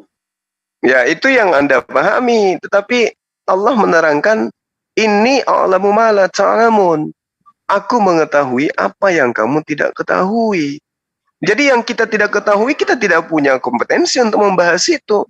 Tapi yang pasti kemudian, bahwa alam semesta ini, itu juga mendengar, alam semesta juga ini melihat. Hanya saja kita tidak bisa mengatakan mana matanya, mana kupingnya. Nggak bisa. Oleh karena itulah kemudian Ya, bagaimana diterangkan di dalam data Anda, di dalam kitab Anda, bahwasanya ya batu pun menjadi saksi gitu loh. Kalau Anda mengatakan seperti batu nisan berbicara, bukan seperti itu. Ini yang diterangkan kemudian di dalam Yosua ini, batunya yang mendengarkan firman Tuhan yang akan menjadi saksi terhadap apa yang Tuhan firmankan. Artinya, kalau kita berbicara mengenai kesaksian, artinya batu ini yang akan menjadi saksi nantinya di hari kebangkitan. Nah, terkait dengan batu nisa yang Anda katakan, itu saksi yang Anda maksud itu saksi ketika orang mencari mana makamnya si fulan, di mana letaknya makamnya si fulan. Itu yang Anda maksud. Tapi yang diceritakan dalam kitab Yosua ini adalah bagaimana kemudian kelak batu ini yang akan menjadi saksi tentang perilaku manusia. Berbeda dengan batu nisan. Itu saksi maksudnya kuburannya si fulan ini, kuburannya si fulan yang ini, kuburannya si fulan yang ini. Makanya itu begini Bang, begini maksud saya Bang. Makanya kalau saya membaca firman itu Bang, coba kalau Bang baca dari mulai ayat 25 sampai 27, sangat jelas di situ Bang. 25 saya baca ya, pada hari itu juga Yosua mengikat perjanjian dengan bangsa itu dan membuat ketetapan dan peraturan bagi mereka di Sikem. Yosua menuliskan semuanya itu di dalam kitab hukum Allah. Lalu ia mengambil batu yang besar dan mendirikannya di sana di bawah pohon besar di tempat kudus. Artinya apa? Di sini kan sangat jelas bahwa batu itu adalah sebagai tanda, sebagai saksi. Jadi bukannya berarti, jadi sama halnya Bang, seperti yang saya bilang tadi, seperti batu nisan itu sebagai tanda, sebagai saksi Bang. Bukan berarti batu itu berbicara Bang. Itu maksud saya. Makanya saya bilang kalau Alkitab itu kita baca, jangan kita ambil cuma satu ayat, biar kita paham makna dari apa yang terkandung di dalamnya gitu loh Bang. Iya, jadi kalau saya memahami itu malah lebih, semakin Anda menggunakan data-data yang lebih lengkap lagi, semakin terlihat bahwasanya memang alam semesta ini hidup, alam semesta ini berkembang. Ya, sains juga membuktikan itu. Bagaimana kemudian batu yang tadinya kecil membesar dan seterusnya itu berkembang mereka sesuai dengan kodratnya masing-masing, sesuai dengan hukumnya masing-masing. Itu sunatullah itu. Itu sunatullah. Tidak bisa kemudian kita pahami bahwa mereka itu hidup layaknya manusia. Dia hidup sesuai dengan porsi mereka masing-masing. Tidak bisa kita kemudian mengatakan bahwasanya mereka itu adalah benda mati lalu kemudian tidak ada aspek kehidupan terhadap diri mereka, itu nggak bisa. Karena yang tahu tentang itu semua adalah pencipta langit dan bumi. Makanya kemudian saya katakan bahwa di dalam kitab Anda pun batu itu dikatakan berbicara, batu itu kemudian dikatakan akan menjadi saksi. Batu inilah yang kemudian menjelaskan atas perbuatan-perbuatan manusia, gitu loh. Saya kira jadi begitu. Jadi begini Bang, jadi batu di sini Bang hampir sama dengan air, darah yang sebagai saksi. Kan ada tiga saksi nanti di bumi, roh, air, dan darah. Sama seperti air itu kan tanda pertobatan, tanda dia bahwa dia sudah menerima bahwa Tuhan Yesus adalah juru selamatnya, itu sebagai tanda. Dan darah itu adalah sebagai tanda penebusan dosa yang dilakukan oleh Tuhan Yesus. Tetapi darah itu tidak pernah berbicara, air itu tidak pernah berbicara, dia hanya sebagai tanda, sebagai saksi. Bukti nyata yang ada di situ, kan gitu kan? Kira-kira seperti itu Bang, modelnya Bang. Ya, jadi berarti batu, air, darah tidak pernah berbicara. Gitu. Selamat pagi semuanya. Ya, selamat pagi Bu. Iya Bang Juma, apa kabar? Baik. Kabar ketemu lagi dengan Bu Ani ya. Iya baik Bu. Boleh saya berpendapat mengenai yang sedang dibicarakan? Ya, boleh. Namun sebelumnya saya ingin katakan bahwa di dalam kitab Daniel pun diterangkan itu jelas, ya. Bahkan di Lukas juga dijelaskan kok. Aku berkata kepadamu, jika mereka ini diam, maka batu ini akan berteriak. Nah, ini penggambaran sangat jelas sekali. Nah, tapi kalau untuk mengelak pasti bilang, oh ini adalah majas metafora atau ini hanya sebagai peribahasa atau apalah yang kemudian dijadikan sebagai acuan untuk mengelak dari pernyataan-pernyataan yang sudah nampak jelas kayak gitu ya. Nah, lalu kemudian ketika bercerita tentang bumi menolak ketika tanahnya ingin dijadikan sebagai bahan baku penciptaan manusia, di mana manusia ini kelak akan melakukan pertumpahan darah, kerusakan di atas muka bumi, itu wajar. Itu wajar kurasa. Kenapa? Karena ya faktanya amanah yang diberikan kepada manusia untuk kemudian tunduk taat menyembahnya kepada Allah itu tidak bisa diterima oleh makhluk yang lain. Hanya manusia yang kemudian sanggup untuk melakukan itu, yang menerima pengakuan itu, lalu kemudian potensi untuk ingkar terhadap perintah itu pun terbuka lebar. Karena mereka manusia ini adalah makhluk yang memiliki kehendak bebas.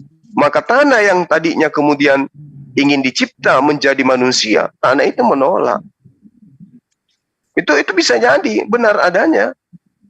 Itu bisa jadi benar adanya. Kalau yang dicipta kemudian itu malaikat, mungkin tanah ini tidak menolak. Karena malaikat itu di dalam perspektif kami sebagai umat Islam, tidak ada itu malaikat membangkang terhadap Tuhan. Yang membangkang itu iblis. Ya. Saya kira begitu, Bang, untuk sementara. Silakan yang lain. Oke, Bang. Jadi itulah yang kedua ya, yang kita bahas ya. Kalau yang ketiga masalah letak kekuasaan Allah itu di mana sih pada saat dia menurunkan firman-Nya. Karena di dalam Alkitab itu sangat jelas bahwa Allah sendiri langsung menyampaikan firman-Nya kepada manusia. Tetapi kalau saya lihat di dalam Al-Quran, Allah itu selalu meminta bantuan unsur lain di luar dirinya, yaitu malaikat Jibril, untuk menyampaikan wahyunya, firman-Nya kepada Nabi Muhammad. Bagaimana menurut Abang? Ya jadi gini, Bang. Pertama kali kemudian yang harus dipahami bahwasanya proses waktu yang mengantar kita pada kehidupan ini kemudian. Artinya, cobalah tengok dari Anda menjadi bayi. Dari mana proses Anda kemudian mampu berbicara, mampu berjalan, mampu kemudian berkarya seperti sekarang? Apakah seketika langsung jadi? Tidak. Memiliki proses. Begitulah kemudian pencipta langit dan bumi ini memperkenalkan dirinya melalui ciptaannya.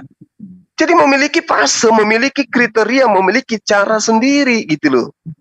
Terhadap Adam, apakah melalui perantaraan? Tidak. Wa izqala rabbuka lil malaikati inni ja'ilun fil ardi khalifah.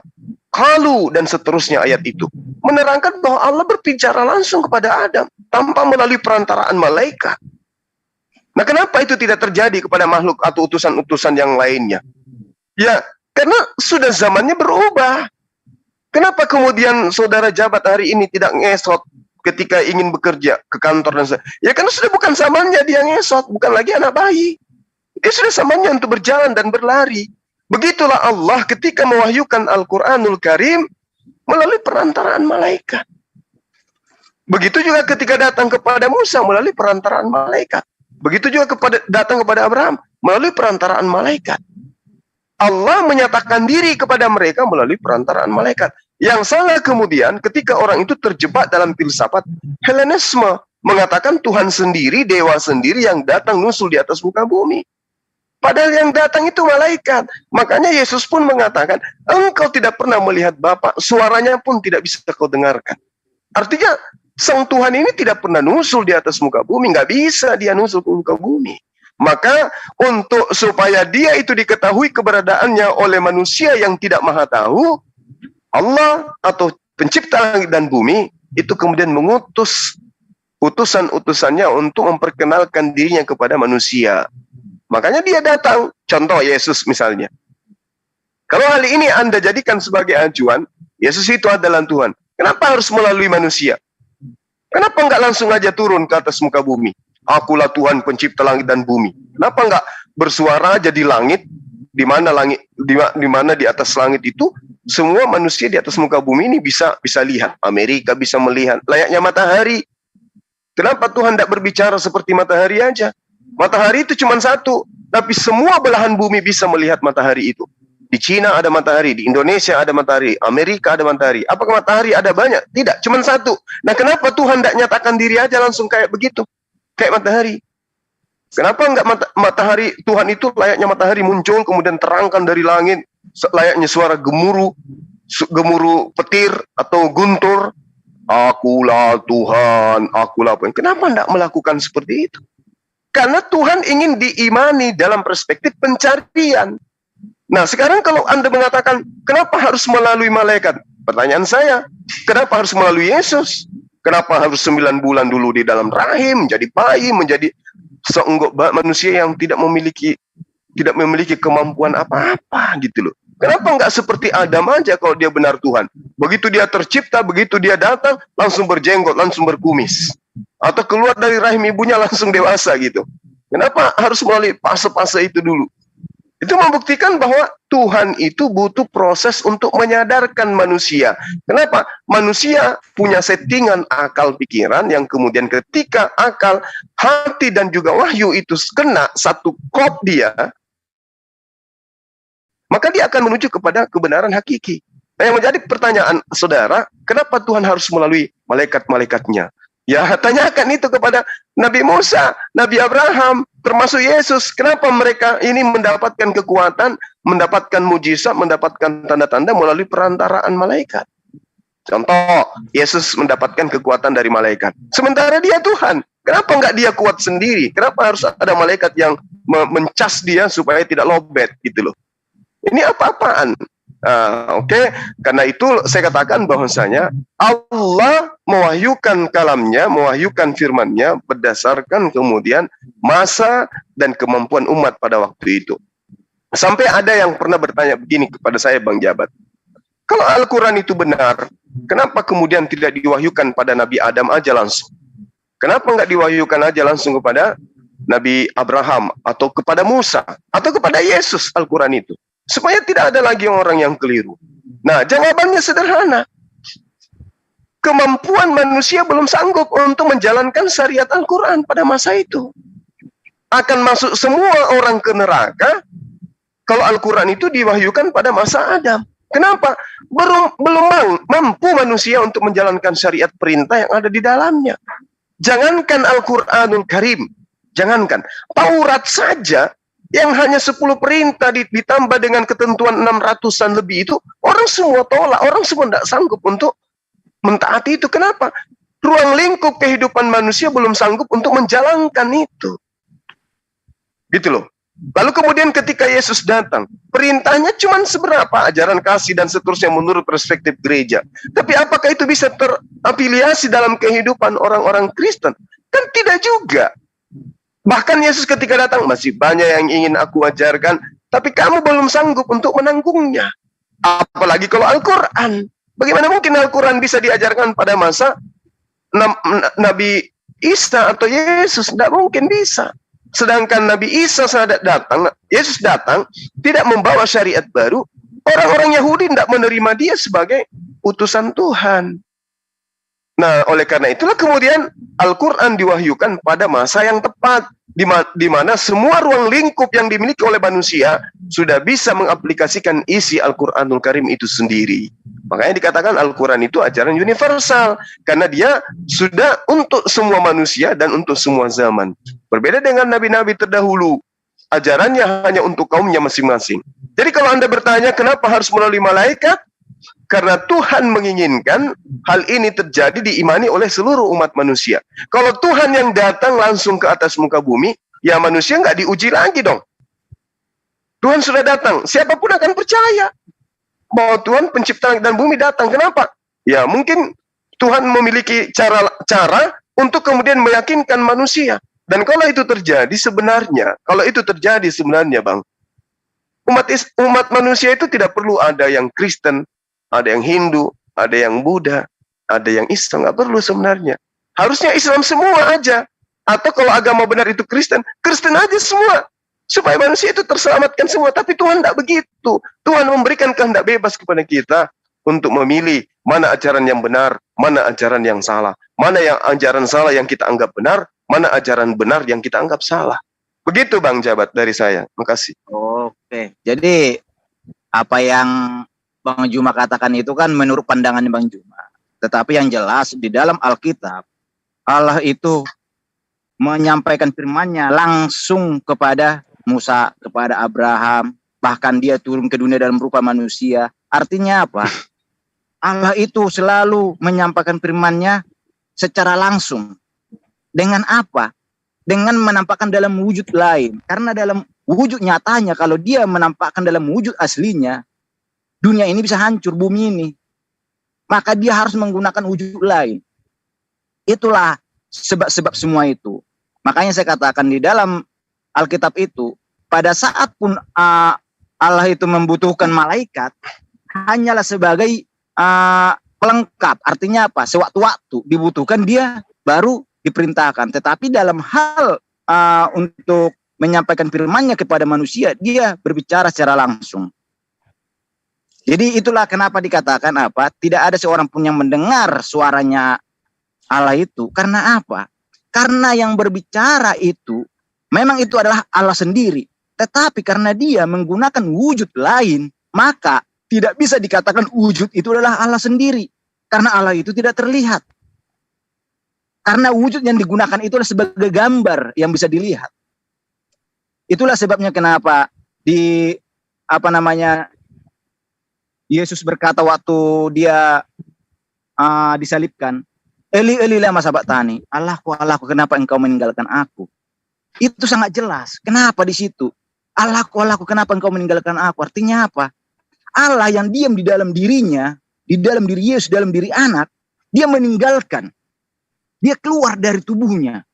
Untuk apa? Untuk menggenapi firman-Nya, untuk turun ke alam maut. Untuk apa? Membangkitkan orang-orang kudus supaya rohnya itu dimasukkan ke dalam surga. Dan dia kembali lagi pada hari ketiga sehingga Yesus bangkit. Jadi makanya dikatakan apa? Bahwa tubuhnya Yesus itulah sebagai gambar rupa. Bukanlah sebagai Allah yang harus kita sembah. Karena yang kita sembah, karena kita menyembah Allah itu dalam roh dan kebenaran. Karena Allah itu adalah roh. Allah itu tidak pernah terlihat. Makanya pada saat Yesus berkata-kata, yang adalah Allah ada dalam dirinya, maka yang kita dengar adalah perkataan Yesus. Karena itulah wujud rupa yang bisa kita lihat. Itulah makanya saya bilang tadi, berbeda di dalam Al-Quran. Kalau di dalam Al-Quran itu kan sangat jelas, bahwa Allah itu selalu menyampaikan firman-Nya melalui Jibril. Tetapi ada pertanyaan saya, Bang. Kalau di dalam Alkitab, kenapa dikatakan itu firman Tuhan? Karena Allah itu langsung menyampaikan firman-Nya. Ya kan? Tetapi di dalam Al-Quran, umat muslim kan meyakini kalau Al-Quran itu kan perkataan Allah, kan gitu kan? Perkataan Allah Subhanahu wa taala. Padahal sesungguhnya Allah itu tidak pernah berkata langsung kepada Nabi Muhammad, melainkan Nabi Jibril lah yang menyampaikan segala sesuatunya, menyampaikan wahyu tersebut. Maka karena Jibril yang menyampaikan, bukan Allah langsung, maka saya sendiri berpikir seperti ini, Bang. Bahwa Al-Quran itu adalah perkataan Jibril yang disampaikan oleh Allah. Perkataan Jibril, perkataan Allah yang disampaikan oleh Jibril. Maka Al-Quran bukanlah perkataan Allah langsung, melainkan perkataan Jibril. Karena yang berkata-kata kepada Nabi Muhammad adalah Jibril. Bagaimana menurut Abang? Oke, baik. Nah, kalau itu yang Abang jadikan sebagai sandaran kemudian, bahwasanya Al-Quran itu bukan perkataan daripada Allah, tapi perkataan Jibril. Maka Jibril ini menerima perkataan itu dari mana? Kenapa kemudian Abang menutup diri untuk mengetahui itu? Jibril ini kan malaikat. Ya. Kul man kana aduwwan li Jibril fa innahu nazzalahu ala qalbika bi idznillah. Berarti ada yang kemudian mengajarkan kepada Jibril materi yang disampaikan kepada baginda Rasulullah. Ternyata materinya itu berasal dari Allah, biiznillah. Kan itu jelas. Nah, sekarang pertanyaannya, kalau kemudian asalnya dari Jibril, padahal datanya jelas dia terima dari Allah, kemudian dia sampaikan kepada baginda Rasul Muhammad SAW, kenapa Anda menutup diri? dari sumber yang kemudian Jibril terima. Sementara kata-kata ini kemudian Anda katakan bahwa Al-Quran itu berasal dari Jibril. Oleh karena itu bukan firman Allah. Kan kesimpulannya begitu. Nah, sama ketika Paulus mengatakan, aku berkata-kata bukan atas firman Allah, bukan atas firman Tuhan, tapi atas keinginan seorang bodoh yang ingin bermegah. Berarti, kalau saya dudukkan pandangan Anda terhadap kitab suci saya pun mengatakan bahwa kitab Anda bukan firman Tuhan, tapi perkataan orang bodoh. Kan begitu poinnya. Nah, sedangkan Al-Quran itu mangkana aduwal li Jibril fa innahu nazzalahu ala qalbika biiznillah, dari Allah. Kuruhul Kudus dikatakan dalam surah An-Nahl ayat 100. Bang Handi, tolong ditunjukkan. Bang Handi, boleh bantu saya? Bang Handi, An-Nahl ayat 102 ya, kalau saya nggak salah di situ diterangkan. Bang Handi lagi istirahat mungkin. Jadi gitu Bang, kami menerima Al-Quran itu memiliki proses kemudian. Nah, sama ketika kemudian Nabi Musa dan semuanya menerima wahyu dari langit, mereka melalui perantaraan. Makanya dalam kitab Kejadian, jika di tengahmu ada seorang nabi, maka aku Tuhan akan menyatakan diri kepada mereka melalui penglihatan mereka dan akan berkata kepada mereka melalui mimpi mereka. Nah, sementara apa yang terjadi terhadap proses pewahyuan Al-Quran? Qul nazzalahu ruhul qudus min rabbika bil haqq. Min rabbika bil haqq. Jadi dari siapa ini? Dari Allah. Al-Quran itu diwahyukan melalui ruhul qudus min rabbika, dari Tuhanmu, bihaqq, dengan kebenaran. Ini jelasin dalam Al-Quran ini. Surah An-Nahl ayat 102. Qul nazzalahu, katakanlah ya Muhammad, sampaikanlah ya Muhammad, nazzalahu, ya, yang menurunkan Al-Quran dari Ruhul Kudus itu, Ruhul Kudus yang menurunkan Al-Quran itu dari Tuhanmu, min rabbika bil haqq, dengan kebenaran. Jadi kalau Anda mengatakan semua perkataannya dari Ruhul Kudus, dari Jibril, ya itu benar. Jadi dia tidak menerima dari sahabat, dia tidak menerima dari kedua orang tuanya, tapi semuanya diterima dari Ruhul Kudus, dari malaikat Jibril. Lalu kemudian malaikat Jibril ini mendapatkan perintah dari Tuhannya untuk disampaikan kepada baginda Rasulullah Muhammad SAW. Jelas itu. Nah, kembali kepada yang tadi, Paulus mengaku bahwa aku tidak menuliskan berdasarkan firman Tuhan, tetapi berdasarkan atas orang bodoh yang ingin bermegah. Itu tertera di dalam kitab saudara. Sekira begitu sementara. Jadi, oke, terima kasih Bang. Jadi itu yang saya katakan tadi.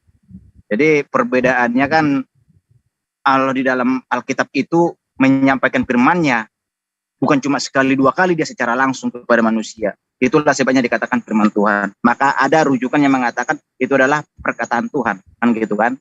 Tapi itu selesailah dulu ke situ. Kita masuk ke sesi yang keempat. Beri saya kesempatan. Kalau di dalam ini sebentar dulu Bu. Kalau di dalam Alkitab yang memasukkan manusia ke dalam surga adalah Allah sendiri. Tetapi apakah benar kalau di dalam Al-Quran itu menurut imannya umat Muslim ada bantuan dari doa syafaat Nabi terlebih dahulu untuk memasukkan orang-orang beriman ke dalam surga? Bagaimana menurut Abang? Iya. Jadi kami memahami pernyataan Rasulullah Muhammad SAW yang mengatakan bahwa Allah kemudian memberikan kelonggaran terhadap para nabi untuk umatnya. Allah memberikan kelonggaran terhadap para nabi untuk mendoakan umatnya, agar umatnya itu mendapatkan kebahagiaan di dunia. Tapi kemudian Rasulullah Muhammad SAW mengatakan, aku tidak memanfaatkan doa itu. Aku menyimpannya untuk umatku nanti di hari kebangkitan.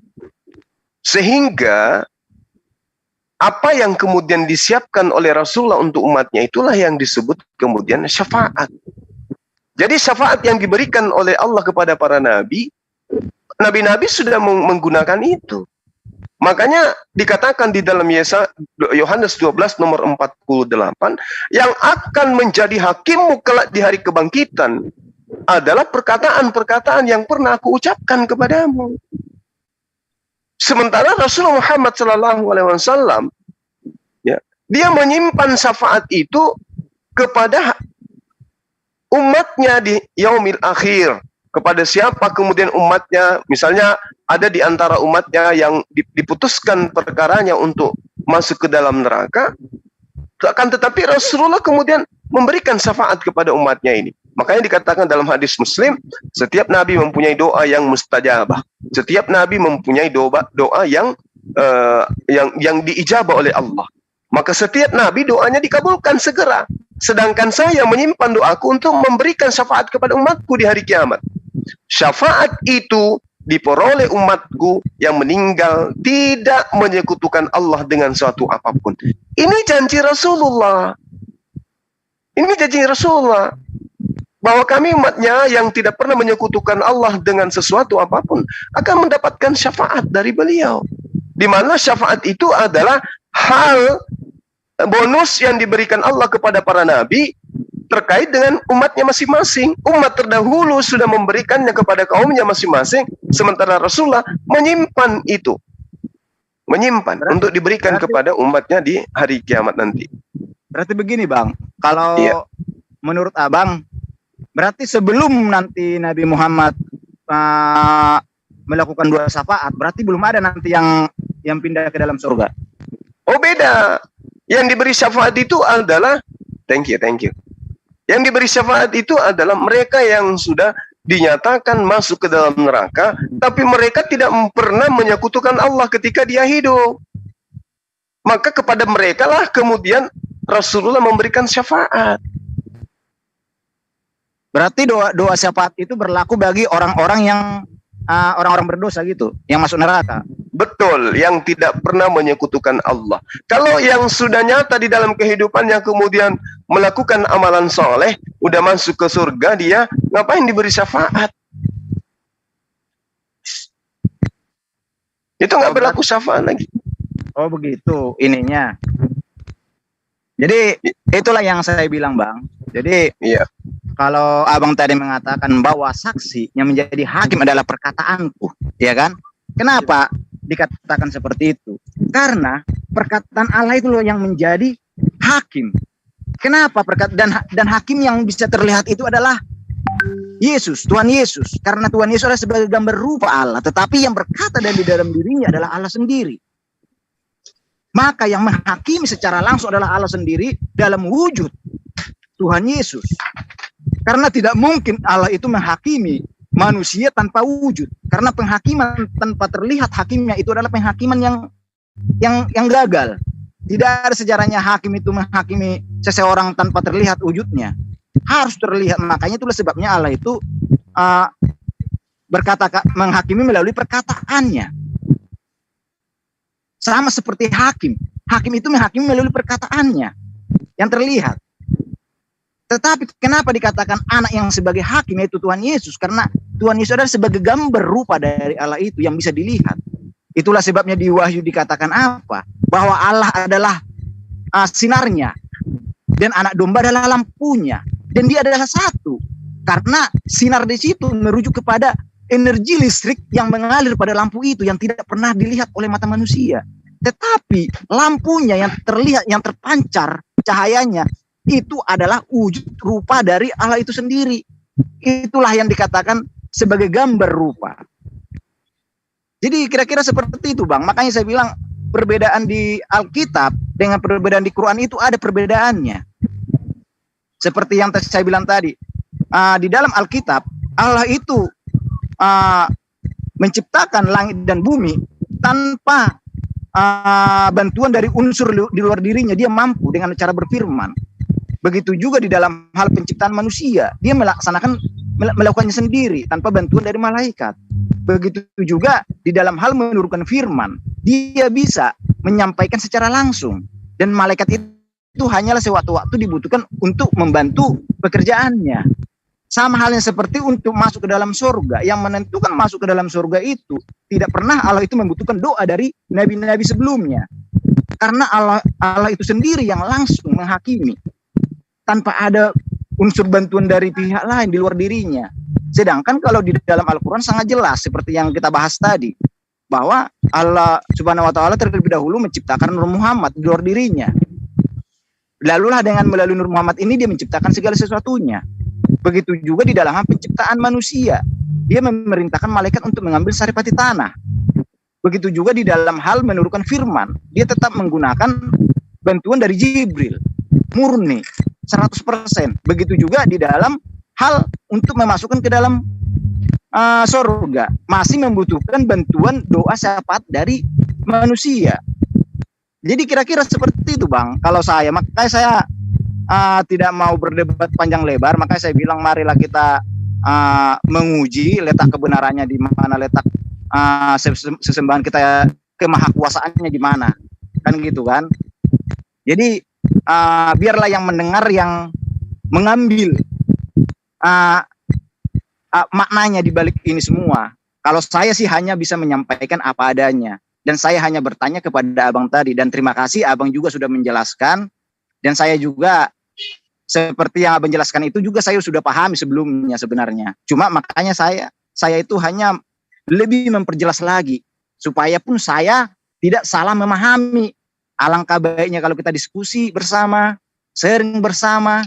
Jadi kita bisa saling memahami di antara yang satu dengan yang lain. Seperti itu Bang Juma. Oke, saya tanggapi sedikit ya sebelum ke teman kita yang lain. Ya gini Bang, terkait dengan hakim. Yang menjadi hakim kala itu adalah perkataan para nabi. Apa yang dikatakan oleh para nabi itu yang menjadi tolak ukur kemudian. Allah mengutus para nabi, para rasul, ya, itu supaya manusia itu tahu apa yang Tuhan inginkan berlaku terhadap manusia. Ketika kemudian terkait dengan Yesus, Yesus katakan dalam Yohanes 12 nomor 48, yang menjadi hakim itu adalah perkataan dia. Nah, sementara Anda mentuhankan dia, sementara tidak ada perkataan Yesus kalau dia adalah Tuhan, dia adalah sembahan, dialah pencipta langit dan bumi, nggak ada. Nah, inilah yang akan rancu kemudian ketika Anda mengatakan perkataan Yesus itu menjadi hakim dan dialah yang akan menentukan keselamatan seseorang. Coba Anda buka di dalam Markus 10 nomor 40. Tetapi mengenai siapa yang akan duduk di kananku atau di kiriku nanti di surga, itu bukan aku yang berhak untuk menentukan. Yang berhak itu adalah Allah. Markus 10 nomor 40 itu sudah sangat jelas.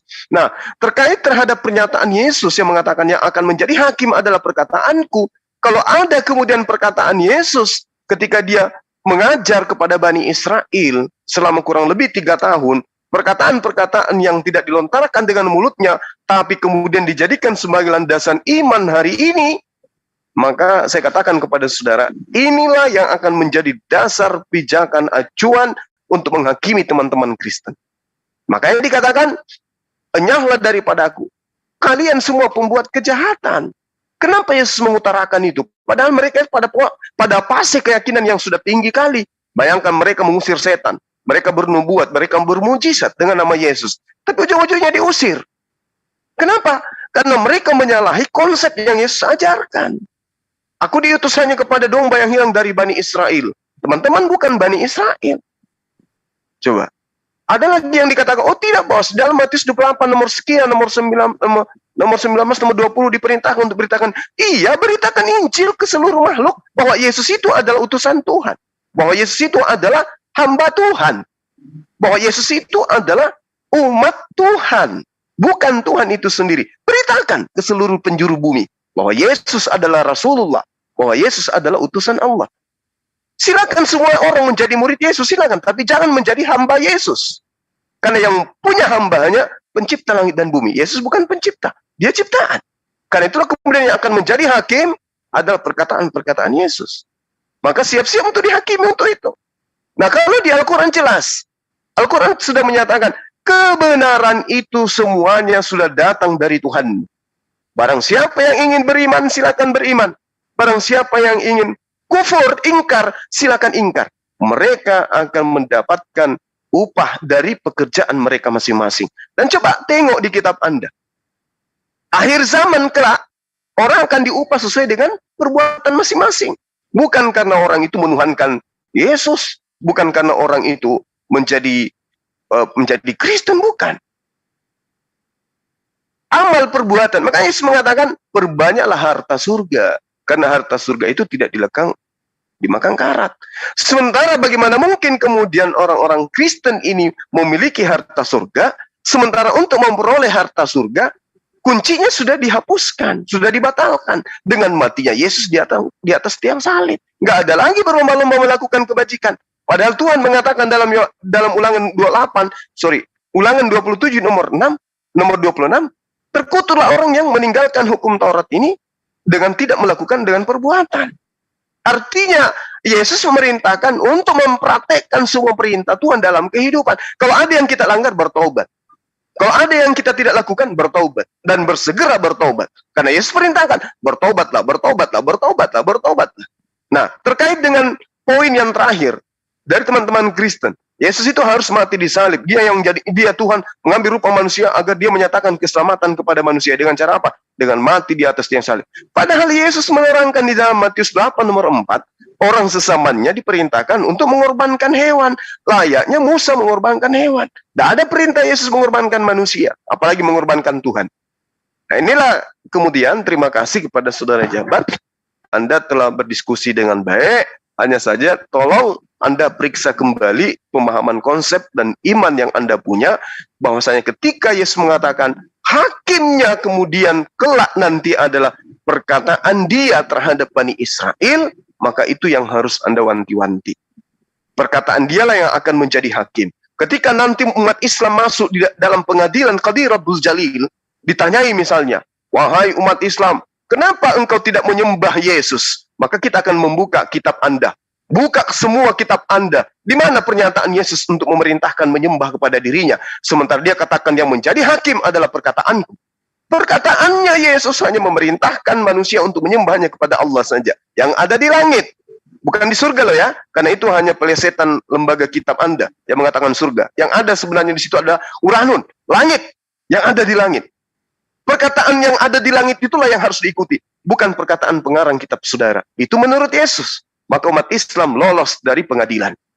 Ketika ditanya, oke, makasih Bang Jawa. Silakan. Jadi, begini Bang, jadi kalau Abang mengatakan tadi, perkataan, betul, perkataan Yesus. Karena apa perkataan Yesus? Karena dia adalah Allah sendiri. Tuhan sendiri, yang diam di dalam dirinya. Maka salah. Dialah yang menghakimi. Salah. Itulah salah kalau Anda dikatakan seperti yang Abang katakan tadi, di dalam Markus. Bukan saya yang menentukan. Betul. Bukannya Yesus. Karena Yesus tidak bisa berbuat apa-apa tanpa Allah berbicara dari dalam dirinya. Karena Yesus berarti dia hanya penyampai firman, Bang. Dia hanya penyampai firman. Oh, nggak bisa. Nggak bisa. Kenapa kalau Anda mengatakan Tuhan mengambil rupa, Bang? Anda melanggar aturan main Tuhan. Yesaya 45 nomor 6. Manusia semua harus tahu bahwa tidak ada Tuhan di luar aku. Betul, tidak ada Tuhan di luar dia. Terus Yesus ini anak Maria ini siapa? Yesus itu adalah gambar rupa yang bisa dilihat itu wujud nyatanya. Enggak bisa. Yang dimaksud di dalam Kejadian 1 nomor 26 bukan Yesus, Bang. Yang dimaksud di situ adalah Adam. Yang di mana? Yang di Kejadian 1 nomor 26. Baiklah kita mengambil menciptakan manusia segambar dan serupa dengan kita. Itu Adam, bukan Yesus. Itu penciptaan manusia, itulah sebabnya kenapa Allah itu turun dalam rupa manusia. Karena nggak bisa, abang manusia itu adalah ciptaan paling sempurna. Tuhan itu nggak bisa dalam wujud lain. Tuhan itu nggak bisa turun. Ya sekarang begini loh, Bang. Begini, Bang Jabat. Begini, Bang Jabat. Anda mengatakan bahwa Tuhan mengambil rupa manusia, turun menjadi manusia. Sementara yang menjadi hakim adalah perkataan Yesus. Kalau begitu, tunjukkan perkataan Yesus bahwa aku adalah Tuhan yang datang dalam rupa manusia. Ada nggak? Ya. Ada nggak pernyataan Yesus? Karena perkataan Yesus lah yang akan menjadi hakim. Ada nggak pernyataan Yesus yang mengatakan, akulah Tuhan yang mengambil rupa manusia? Ada nggak? Makanya Bang, kenapa Yesus itu selalu berbicara dengan kata-kata kiasan Bang?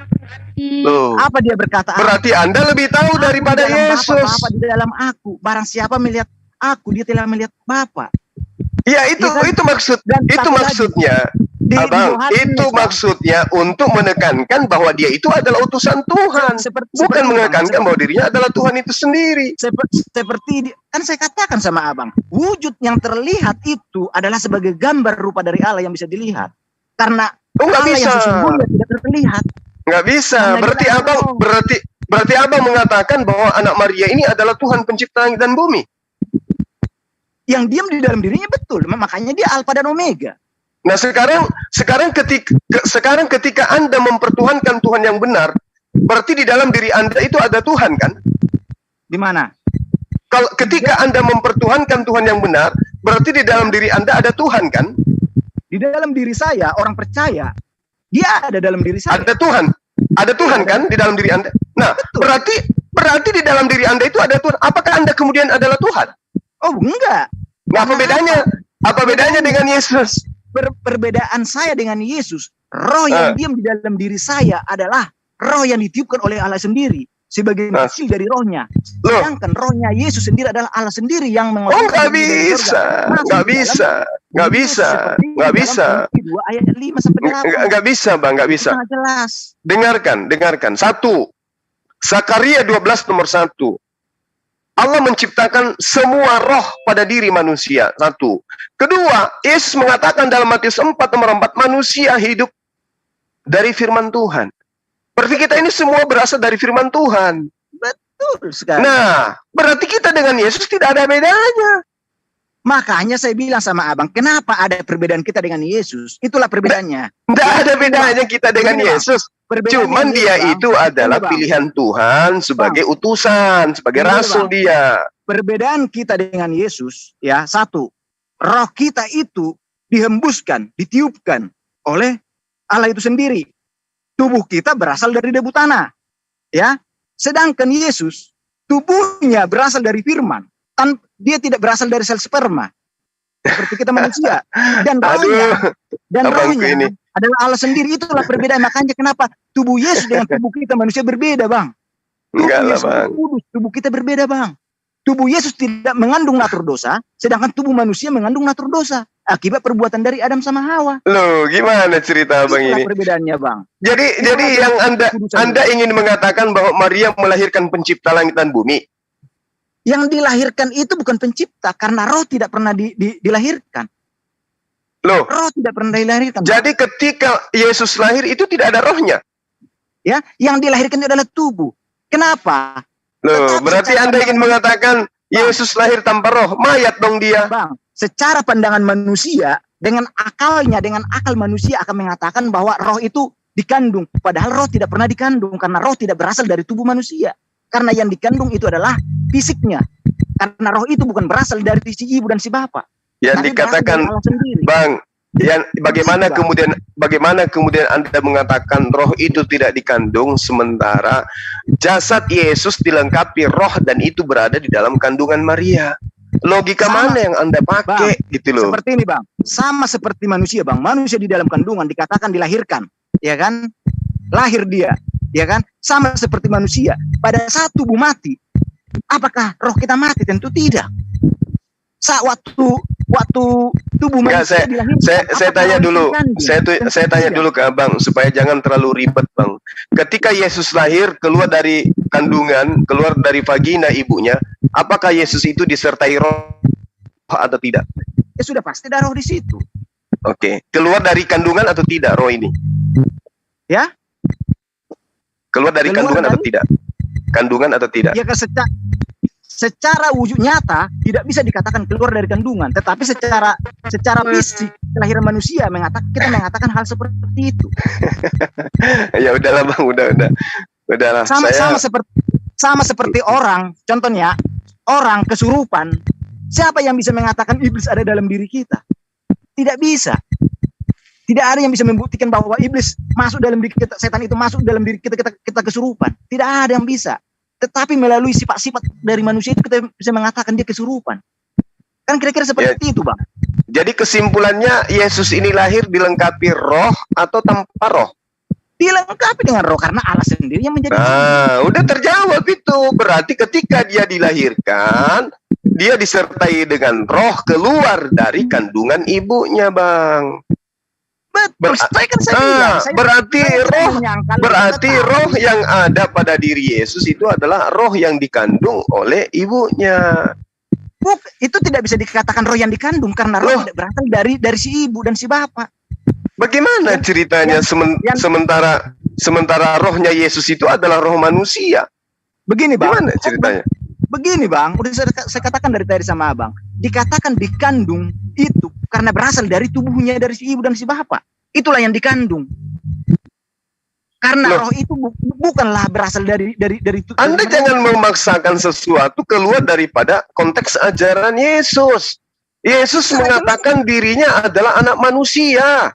Betul. Kenapa? Nah, kalau anak manusia berarti roh dan jasadnya itu dua-duanya anak manusia. Itulah yang dikatakan, Bang. Kenapa dikatakan dia anak manusia? Karena dia terlahir bukan dari sel sperma, bukan dari hubungan suami istri. Supaya jadi kalau orang terlahir dari sperma itu dikatakan bukan anak Tuhan, anak manusia gitu. Begini, Bang, makanya Bang ada makna dibalik dari kata anak manusia di situ, makna yang dalam. Ya, maknanya agar orang-orang tidak menuhankan dirinya. Karena begini, Bang, karena tanpa disebut pun dia anak manusia, orang tahu dia anak manusia, tetapi kenapa disebut? Nah, karena itulah kemudian sedangkan dia menyebut dirinya anak manusia, masih ada juga manusia yang menuhankan dirinya. Makanya kelak dia mengatakan, "Enyahlah daripadaku kalian semua pembuat kejahatan. Sudah tahu saya anak manusia, kok saya disembah?" gitu loh. Bukan tubuhnya yang disembah. Makanya Abang baca di Yohanes 4:24. Lalu apanya yang Anda sembah? Sembahlah Allah dalam roh dan kebenaran, Bang. Bukan dikatakan sembahlah Allah itu dalam fisik, nggak pernah, Bang.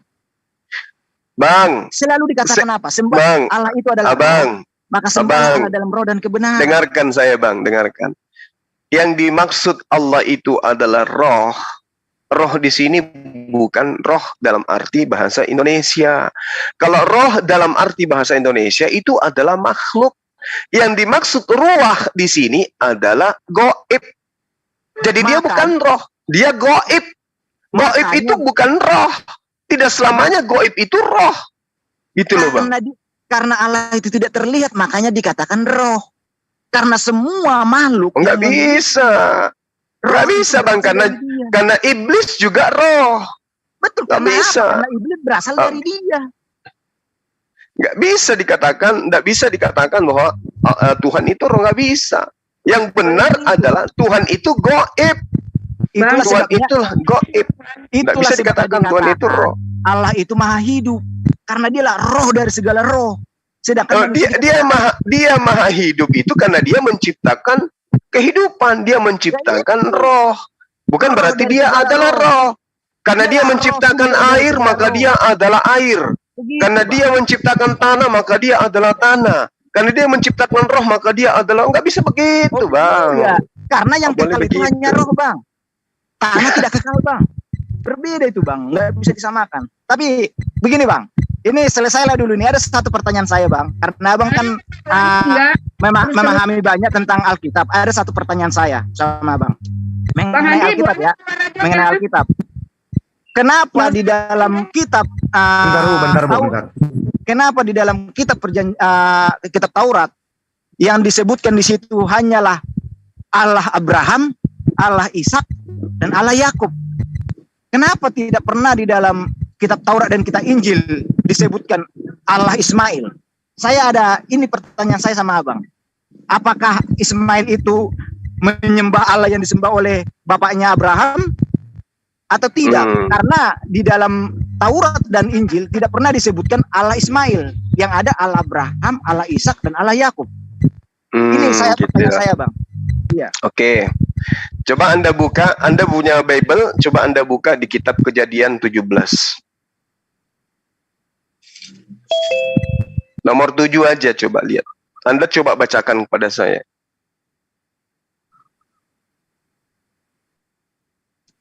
Aku akan mengadakan perjanjian antara aku dan engkau serta keturunanmu, turun-temurun menjadi perjanjian yang kekal, supaya aku menjadi Allahmu dan Allah keturunanmu.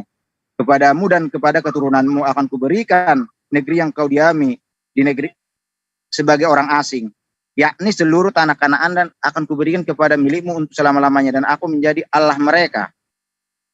Ya kan? Iya, terus? Di situ apa ininya, Bang? Ya, jelas Ismail itu adalah anak Abraham. Ismail itu keturunan Abraham. Makanya dikatakan, aku akan menjadi sembahanmu. Aku akan menjadi ilahmu. Aku akan menjadi Elohmu. Aku akan menjadi Tuhanmu. Tuhan anak-anakmu, Tuhan keturunanmu secara turun-temurun. Makanya namanya Ismail. Kenapa dikatakan, tunggu sabar. Kenapa kemudian anak Abraham disebut Ismail? Karena Abraham sudah berpuluh tahun menikah tidak punya anak. Lalu yang dia minta oleh Abraham kepada Tuhannya bukan pangkat, bukan harta, bukan tahta. Yang dia minta adalah anak. Dan doanya dikabulkan. Makanya anaknya disebut Ismail. Berarti Tuhan mengabulkan permintaan Abraham agar Abraham memiliki seorang anak. Berarti dengan demikian Allah mengaminkan Ismail itu sebagai anak Abraham. Ismail itu artinya Allah mendengarkan. Allah mendengarkan doa Abraham. Gitu loh, Bang. Sederhana, itu satu. Kedua, sabar. Kedua, Bang. Abang harus belajar tentang histori orang-orang Yahudi. Orang Yahudi itu, Bang, diperbudak ratusan tahun oleh orang tua Hagar. Hagar, anak dari Firaun dari Mesir yang adalah raja ini, ya, itu adalah mantan majikan mereka. Mereka diperbudak oleh orang tua Hagar.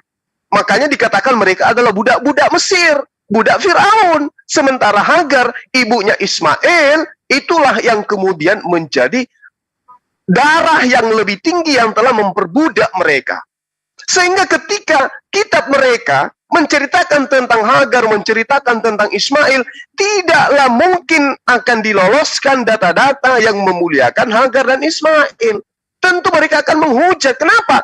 Karena Ismail dan ibunya ini yang telah kemudian neneknya, kakeknya, buyutnya yang memperbudak keturunan mereka. Sehingga Hagar dan juga Ismail tidak dianggap di dalam kitab itu. Tapi pertanyaannya kemudian, apakah perjanjian lama itu betul-betul kitabnya Nabi Musa? Sehingga Tuhan benar-benar meninggalkan Ismail. Kan tidak, Bang. Sekarang pertanyaannya, mana kitabnya Nabi Musa?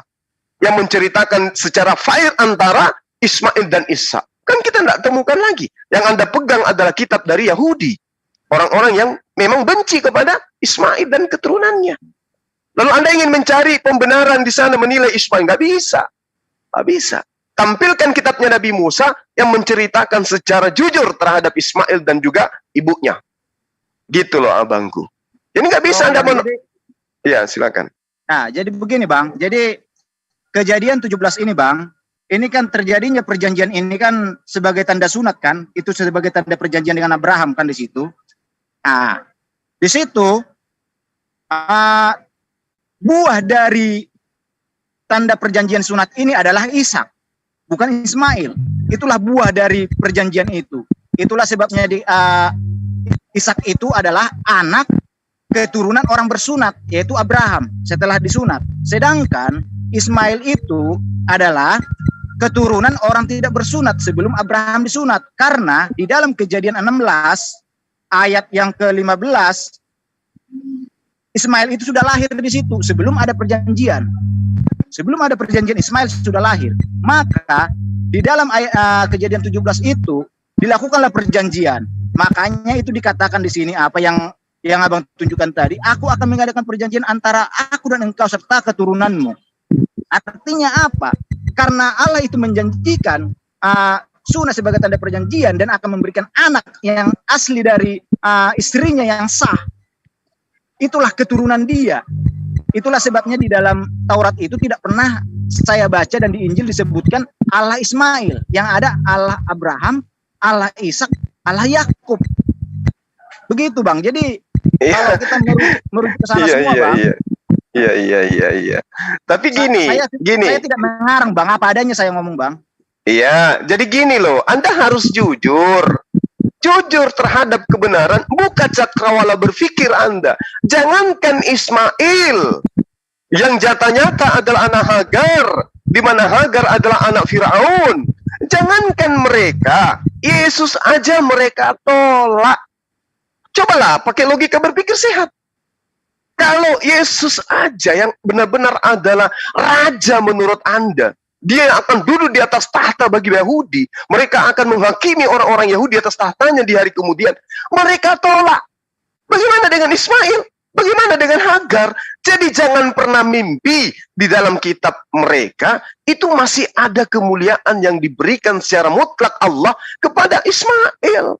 Jangan Anda mimpi. Kenapa? Kalau itu ada, data-data itu mereka tidak sembunyikan, maka kemudian itu sama halnya mereka menampar muka mereka sendiri. Makanya Al-Quran mengatakan, ya ahlil kitab, lima talbisuna haqqa bil batil wa taktumul haqqa wa antum ta'lamun. Mengapa engkau menyembunyikan kebenaran? Mengapa engkau mencampur adukkan kebenaran? Ini yang dikatakan Al-Quran terhadap mereka. Nah, kalau Anda mengatakan yang menjadi simpul daripada perjanjian Allah kepada Abraham itu adalah Ishak karena sunat, Bang, teliti lagi kitab Kejadian 17 itu. Manusia kedua yang pertama kali melakukan perintah sunat itu Ismail. Ishak belum ada. Itu yang perlu Anda pahami. Betul, Bang. Betul, tetapi begini Bang, itulah yang saya katakan sama Abang. Kan dikatakan dalam ayat 12, anak yang berumur 8 hari haruslah disunat, yaitu setiap laki-laki di antara kamu. Ya kan? Artinya apa? Apakah Ismail itu disunat pada umur 8 hari? Tentu tidak. Ya tidak, karena perintah itu datang. Karena dia sudah lahir dari sebelumnya. Nah itu dia, makanya disebut. Makanya yang Oke, Abang sudah mengatakan bahwasanya Ismail sudah ada. Sekarang pertanyaannya, anak tunggal pada sisi Abraham yang pernah duduk sebagai anak satu-satunya itu siapa? Anak satu-satunya ya Ishak, itulah makanya. Nah, itulah aku bilang, susah menerima kebenaran itu ketika Anda ini bersifat seperti lalat. Lalat itu gimana, Bang? Lalat itu udah tahu sampah, tapi mereka cinta terhadap sampah itu. Itulah lalat. Sudah tahu kesalahannya secara absolut nyata. Anak tunggal Abraham itu Ismail, tapi Anda mengatakan Ishak. Itu namanya Anda membunuh akal pikiran Anda sendiri. Karena sekarang gini, Bang. Karena gini, dengar. Itu, Bang. Tunggu, Bang. Perjanjian sunat itu ditujukan kepada Abraham untuk melahirkan Ishak. Bukan untuk perjanjian sunat itu untuk diberikan kepada Ismail, bukan, tetapi untuk diberikan kepada Ishak. Itu Anda ngarang, bebas. Anda ngarang bebas itu. Karena dengarkan saya untuk kali ini. Allah Abraham, Allah Ishak dan Allah Yakub. Kenapa? Makanya yang mau saya pertanyakan, jika memang Ismail mengikuti Allahnya Abraham, kenapa di dalam Taurat dan bahkan di dalam Injil tidak disebutkan Allahnya Ismail? Karena apa? Aduh, abangku ini. Sudah kujelaskan, Abang. Padahal Astagfirullahaladzim. Sebelum Yesus lahir, Allah turun ke dunia dalam rupa manusia, itu jauh sebelum itu ini sudah ada, Bang. Dan bahkan dengarkan saya, Bang. Injil sudah ada Abangku. Bang, jauh-jauh hari, Bang. Dengarkan saya, Bang. Dengarkan. Anda meskipun hanya menggunakan kitab terjemah, coba Anda baca di dalam Kejadian 17 nomor 20 tentang Ismail. Coba. Tentang Ismail, aku telah mendengarkan permintaanmu, ia akan kuberkati. Betul. Kalau Anda mau Astagfirullahaladzim. Abang kalau sudah menggunakan akal sehat dan sudah paham ini, Ismail itu adalah anak yang diberkati. Berarti Bang, dia diberkati, Bang. Tetapi Abang juga harus baca ayat 19-nya, Bang, supaya Abang tidak salah fokus. Ayat 19 saya baca ya. Tetapi Allah berfirman, tidak melainkan istrimu Sarah lah yang akan melahirkan anak laki-laki bagimu. Dan engkau akan menamai dia Ishak, dan aku akan mengadakan perjanjianku dengan dia menjadi perjanjian yang kekal untuk keturunannya. tentang Ismail aku telah mendengarkan permintaanmu. Itu karena Ya permintaan dari baca Abraham. nomor 18-nya dulu kalau begitu. Nah, dan Baca nomor Abraham, 18-nya. dan Abraham berkata kepada Allah, ah sekiranya Ismail diperkenankan hidup di hadapanmu. Abraham itu memohon kepada Allah, kiranya Ismail itu berkenanlah hidup di hadapanmu. Tetapi Allah berfirman apa di dalam ayat 19? Tetapi Allah berfirman, tidak. Dengan jelas mengatakan, tidak. Melainkan istrimu Sarah lah yang akan melahirkan anak laki-laki bagimu. Dan engkau akan menamai dia Ishak. Dan aku akan mengadakan perjanjianku dengan dia dan menjadi perjanjian yang kekal untuk keturunannya. Begitu. Baik. Nomor 12-nya, nomor 20-nya apa yang dikatakan? Aku telah mendengarkan permintaanmu. Ya kan? Betul, Bang. Nah, aku nggak menyangkal itu, Bang. Memang artinya apa? Artinya apa kalau Allah mengatakan aku telah mendengarkan permintaanmu? Artinya apa? Iya, makanya tentang Ismail, aku telah mendengarkan permintaanmu. Ia akan kuberkati. Tetapi makna kuberkati di situ bukan berarti Ismail itu sebagai garis keturunannya, karena garis keturunan yang diambil oleh Allah adalah Ishak, bukan Ismail. Oke, baik. Begitu, Bang. Sekarang begini, Bang. Sekarang begini. Andai saja yang diterima di sini di kitab Kejadian 17 ini Ismail, kira-kira bangsa Tegar Tengku Israel, Bani Yakub, ini menghapus enggak data itu atau tidak? Yang mana, Bang? Sekiranya yang diberkati di sini adalah Ismail, sekiranya yang dipilih di sini adalah Ismail sebagai anak perjanjian, kira-kira Bani Israel merubah enggak data itu? Oh, enggak. Tidak ada yang berani ya? mengubah firman Tuhan, tidak ada yang berani. Inilah kebenaran, Bang. Yakin? Tidak ada yang berani, Yakin? Bang. Yakin Anda? Yakin, Bang. Oke. Itu tidak. Ya, karena Anda sudah meyakini ini, karena Anda sudah meyakini bahwa kitab terjemahan yang Anda punya ini sudah sesuai dengan fakta. Kalau begitu saya ingin tahu titik kebenarannya. Anda mengatakan Ishak adalah orang yang dipilih sebagai anak tunggal. Padahal anak tunggal Abraham itu jelas adalah Ismail. Tapi nggak apa-apa, karena Anda sudah percaya terhadap kitab yang ada di tangan Anda. Apa kemudian kelebihan yang dimiliki oleh keturunan Ishak dibandingkan keturunan Ismail? Kelebihan dari Ishak, satu, dia lahir karena perjanjian Allah dengan Abraham. Dan sebagai tanda perjanjiannya adalah sunat. Dan sunat itu melahirkan satu anak tunggal, yaitu Ishak. Itulah satu. Dan memang Ismail itu diberkati, tetapi di ayat-ayat yang lain pun dikatakan bahwa Ismail itu berkelakuan seperti keledai liar. Sedangkan Ishak tidak dikatakan seperti itu, melainkan dia akan melahirkan banyak raja-raja di situ. Memang dari Ismail juga ada juga raja juga yang lahir dari dia, tetapi bukanlah anak dari pilihan dari Allah, karena sangat jelas di ayat yang tadi kita baca itu, di ayat 19, ayat 18 dan 19. Dan Abraham berkata kepada Allah, ah sekiranya Ismail diperkenanan hidup di hadapanmu ya Allah. Ibarat seperti itulah doanya dia. Tetapi Allah berfirman, oh tidak, melainkan istrimu Sarah lah yang akan melahirkan anak laki-laki bagimu. Artinya apa? Memang anak itu tetap diberkati, tetapi bukanlah Ismail yang menjadi anak dari perjanjian itu, karena anak perjanjian adalah Ishak. Begitu, Bang. Halo? Kalau menurut dari apa yang tertulis. Oleh? Halo? Ya? Novena dong. Bang Handi? Ya masih ada Bang Joma. Bang Joma nggak dengerin kita. Bentar ya Bu Ani ya, dikit lagi. Siap Bang Joma? Udah 1 jam nih dengerin. Boleh? Izin? Boleh, Bu Ani kok mic-nya bunyi-bunyi ya? Boleh. Ya boleh, nggak apa-apa Bu Ani, silakan. Sambil nunggu Bang Joma. Ya, oke Bang Handi, sorry. Hilang suaranya tadi Bang Joma. Argumentasi antara Pak Juma dan Pak Jabat ya. Saya sudah menjadi pendengar yang baik di sini udah 1 jam. Masih putus-putus. Lanjut Bu, udah lanjut. Ya, oke. Jadi saya menanggapinya dari yang bukan dari depan soal batu, tapi soal Ismail dan Ishak. Mundur akan menanggapi hal itu. Mengenai yang dikurbankan Ismail atau Ishak, kalau di Bible memang Ishak. Ya, saya akan bacakan di Kejadian 22 ayat 1 dan 2. Bunyinya seperti ini. Setelah peristiwa-peristiwa itu, Allah yang benar menguji Abraham. YHWH berfirman kepadanya, Abraham, yang dijawab oleh Abraham, ya, ini aku. Selanjutnya, YHWH berfirman, ambillah kiranya putramu, putra satu-satunya yang sangat kau kasihi, Ishak. Pergilah ke tanah Moria, dan di sana persembahkan dia sebagai persembahan bakaran di atas salah satu gunung yang akan kutunjukkan kepadamu.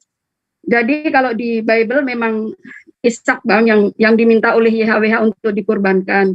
Nah, mengenai Ismail, kita semua tahu bahwa Ismail adalah anak dari Hagar.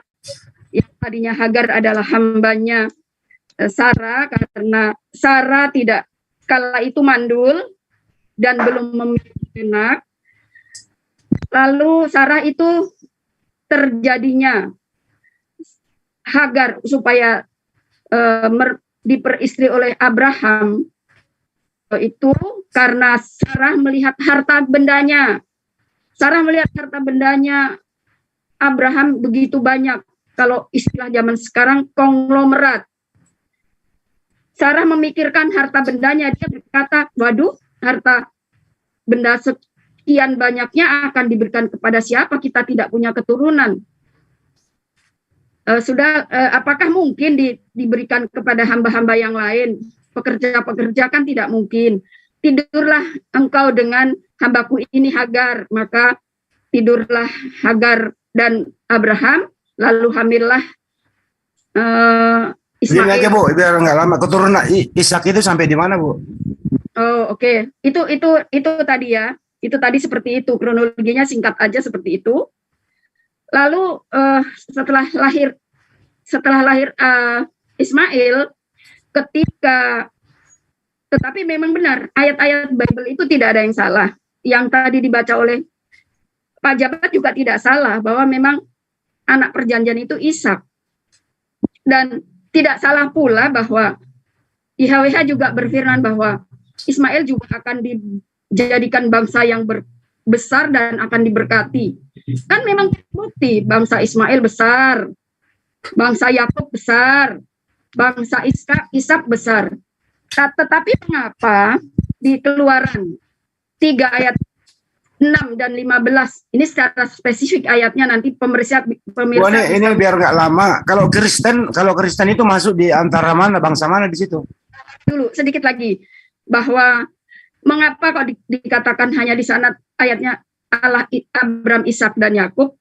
Karena keturunan ini, janji ini adalah janji seorang benih. Benih itu adalah keturunannya menuju ke Mesias, yaitu Kristus. Kenapa hanya disebut Allah Abraham, Ishak dan Yakub? Sedangkan Ismail juga diberkati menjadi bangsa besar. Kan kita sudah melihat bangsa Arab begitu besar kan? Seperti itu. Tapi garis keturunan untuk menurunkan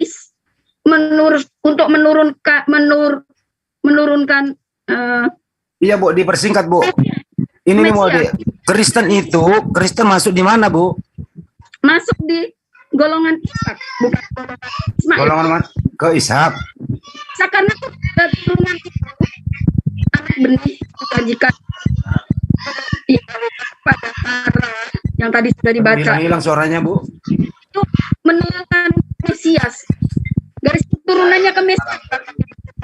Makanya ya lanjut Banjuma lagi. Iya.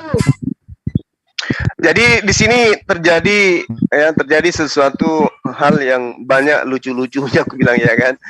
Yang pertama kemudian orang. Iya, ini ada yang noise dari tadi loh. Iya, lanjut. Dinut dulu Bu Wani. Mic-nya nggak kurang bagus. Ya lanjut Banjuma. Jangan yang pertama. Satu lagi. Mengapa tadi ya sudah, mengapa Allah Abraham, Ishak dan Yakub saja ditulis, karena keturunannya Mesias tadi ya kan? Lalu jadi lupa tadi ayatnya padahal udah saya baca. Ya cobalah nanti Bang Juma dulu. Ya, di mute dulu ya Bu ya, di mute. Lanjut Bang Juma. Iya, jadi memang ada beberapa hal yang menggelikan di sini. Yang pertama, kita dengan Bani Ishak itu tidak pernah kita ributkan tentang siapa yang dikorbankan. Tidak pernah kita ribut antara Yahudi, Islam, itu tidak pernah ribut tentang itu. Karena kenapa? Tidak ada kemudian hal yang ingin dijajakan di sana. Kalau Kristen harus ribut dia. Kenapa? Karena ada Yesus yang mau dijual. Karena dari keturunan Daud nanti, dari keturunan Ishak nanti akan turun Tuhan dalam rupa manusia. Ini yang mau dijual sebenarnya. Padahal apa gunanya itu semua? Kalau ternyata hak kesulungan itu kemudian hanya melahirkan cerita-cerita yang sifatnya hanya pencabulan, dan pencabulan. Sampai kepada kehinaan. Lahirnya Tuhan dari keturunan Yakub, Tuhan itu begitu hina, mati, dibunuh oleh manusia. Apa gunanya hak kesulungan itu? Apa gunanya kita ributkan tentang siapa anak tunggal itu? Sementara untuk membuktikan kebenaran siapa anak tunggal, itu bisa dilihat dari akhir daripada ending kehidupan Abraham. Karena Tuhan menguji Abraham apa?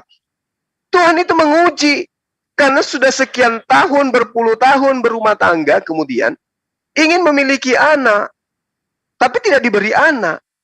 Ketika diberi anak kemudian, maka sudah pasti totalitas kecintaan, konsentrasi daripada Abraham itu tertuju kepada anak sematawayangnya. Contoh misalnya, manusia yang ada saat sekarang, kalau dia memiliki anak lebih dari satu, meninggal satu, orang itu masih bisa dihibur oleh anak kedua, anak ketiga, anak keempat, atau seterusnya. Tapi kalau cuma satu-satunya, lalu kemudian diambil oleh Tuhan, maka disitulah letak ujian Tuhan yang sesungguhnya. Nah, Abraham ini ingin diuji. Ya kalau dia datang diuji, kemudian sudah ada Ismail, sudah ada Ishak, terus kemudian Tuhan datang, wahai Abraham, aku ingin engkau menyembelih anakmu yang bernama Ishak. Tuhan, Abraham secara tidak langsung mengatakan, iya silakan aja, toh masih ada anakku satu. Itu kalau Ishak yang disalibkan, yang dikorbankan. Artinya Abraham bisa saja tidak mencerminkan sebagai orang yang benar-benar ikhlas untuk diambil anaknya. Kenapa? Karena ketika kemudian Abraham diambil anaknya yang kedua dari Sarah, yaitu Ishak, Abraham akan mengatakan masih ada Ismail kok. Lawang saya dengan Ismail lebih dulu 14 tahun sudah kami sama-sama. Dari sejak dia bayi aku besarkan. Begitu ada Ishak datang, diambil lagi kepada Allah, tidak masalah. Ada Ismail kok. Tapi ketika Ismail masih seorang diri, masih sematawayang, tidak ada adiknya, lalu kemudian Tuhan datang ingin mengambil, lalu kemudian Abraham mengatakan silakan, itu baru iman yang benar. Saya menunggu bertahun-tahun untuk supaya memiliki anak. Begitu dia sedang lucu-lucunya, engkau minta lagi ya Allah. Tapi dengan kehambaanku, kesalehanku, aku ikhlas, silakan engkau mengambil anakku yang sematawayang ini. Tapi kalau sudah dua, itu bukan cobaan lagi itu. Yang datang saya kira bukan malaikat, bukan Tuhan lagi yang datang kepada Abraham, tapi setan. Kalau dia minta anak kedua, Ishak, itu setan itu, bukan Allah, bukan Tuhan. Karena yang ingin diuji adalah kesabaran dan keikhlasan Abraham. Kalau anaknya sudah dua, diminta satu, tidak total dia. Ya, inilah yang perlu dipahami oleh teman-teman Kristen. Ya, kemudian yang noise, sabar yang noise.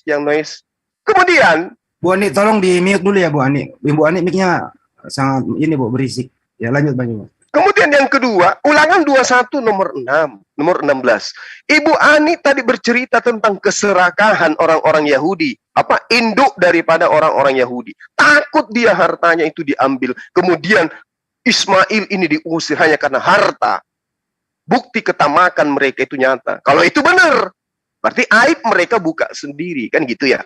Sehingga anak sematawayang yang tadinya dibesarkan bersama dengan Abraham yang tadinya sukacita dengan Abraham kemudian diusir oleh dia. Berarti dari situ aja, dari ibunya aja sudah memperlihatkan sifat yang kurang baik. Sehingga dengan sabarnya Abraham pergi. Ya, mereka kemudian di padang gurun yang luas berjalan kaki seorang diri bersama dengan anak wanita lagi diusir. Ini tontonan yang sangat tidak mengenakkan di kuping untuk kita ketahui. Tapi itulah tabiat mereka. Tunggu, sabar. Kalian ini Kristen, bukan Yahudi. Harusnya saya dengan Yahudi membahas ini. Lalu kemudian Ulangan 21 nomor 16 diterangkan, maka pada waktu ia membagi warisan harta kepunyaannya kepada anak-anaknya itu, tidak boleh ia memberikan bagian anak sulung kepada anak dari istri yang dicintai. Apalagi untuk merugikan anak dari istri yang tidak dicintai, yang adalah anak sulung. Anak sulung di sini siapa? Ismail, bos. Lalu kemudian penekanannya tidak boleh kemudian hak anak sulung itu diberikan kepada anak kedua hanya oleh karena dia lebih dicintai ibunya daripada ibunya si anak sulung. Ini data dalam kitab Ulangan. Makanya orang Yahudi nggak berani membahas tentang Ismail atau Ishak yang kemudian yang ingin dikorbankan oleh Tuhan. Nggak berani mereka. Ya hanya Kristen yang berani. Kenapa? Karena ingin menjual Yesus. Ujung-ujungnya Yesus. Kenapa harus Ishak? Apa alasannya harus Ishak? Karena Yesus yang ingin dijual di sana. Nah, lalu kemudian ketika teman-teman Kristen mengatakan Ismail tidak dikatakan Ela Israel atau Elo Ismail atau apapun itu. Pertanyaan saya kemudian kepada teman-teman Kristen.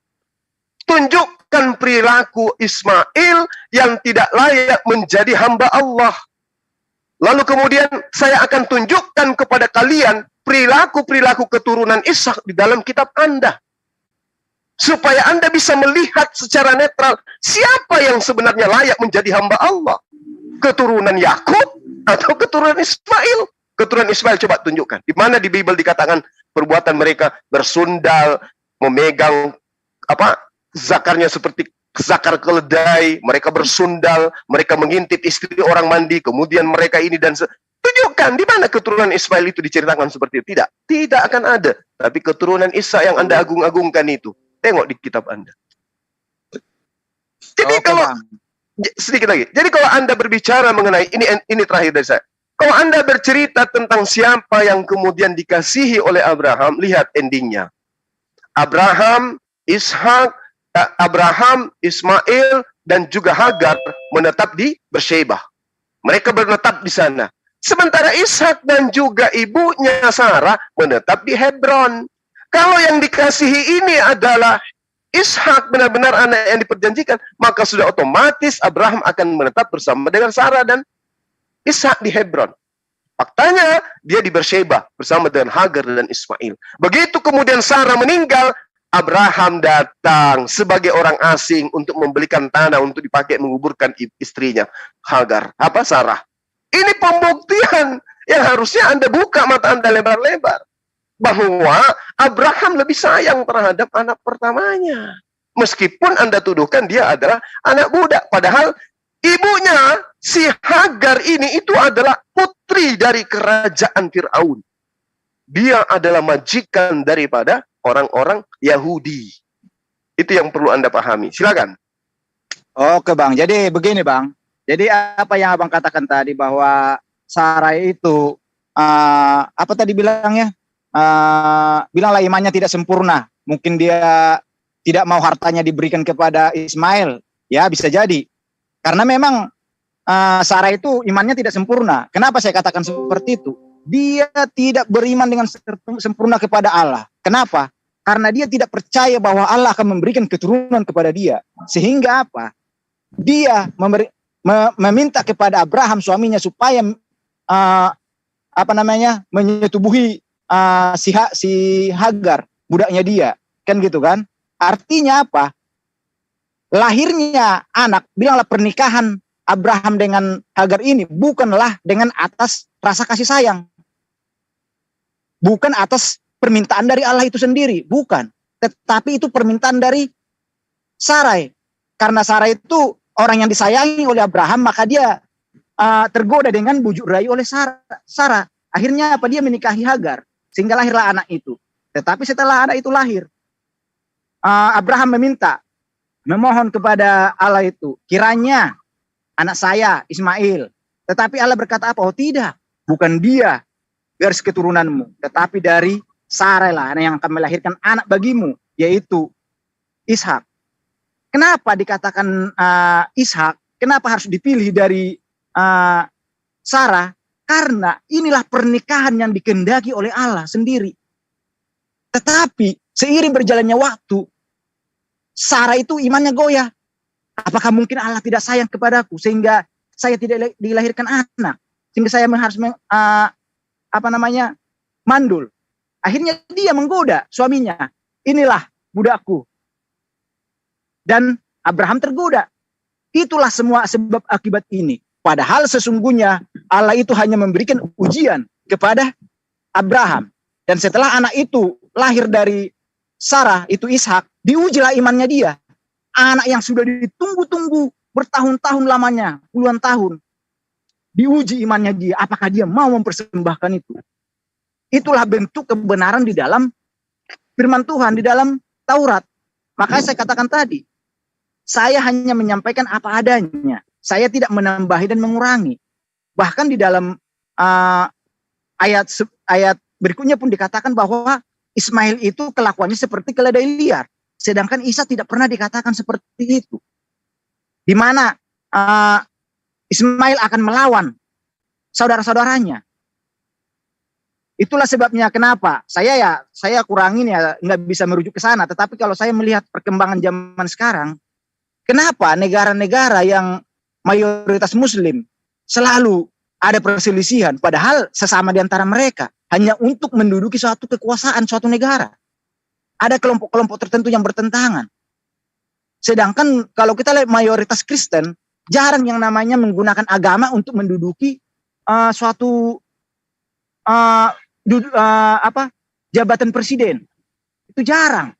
Bahkan kalau saya lihat nggak ada yang menggunakan nama agama, yang menggunakan menggunakan firman Tuhan untuk menduduki suatu jabatan presiden.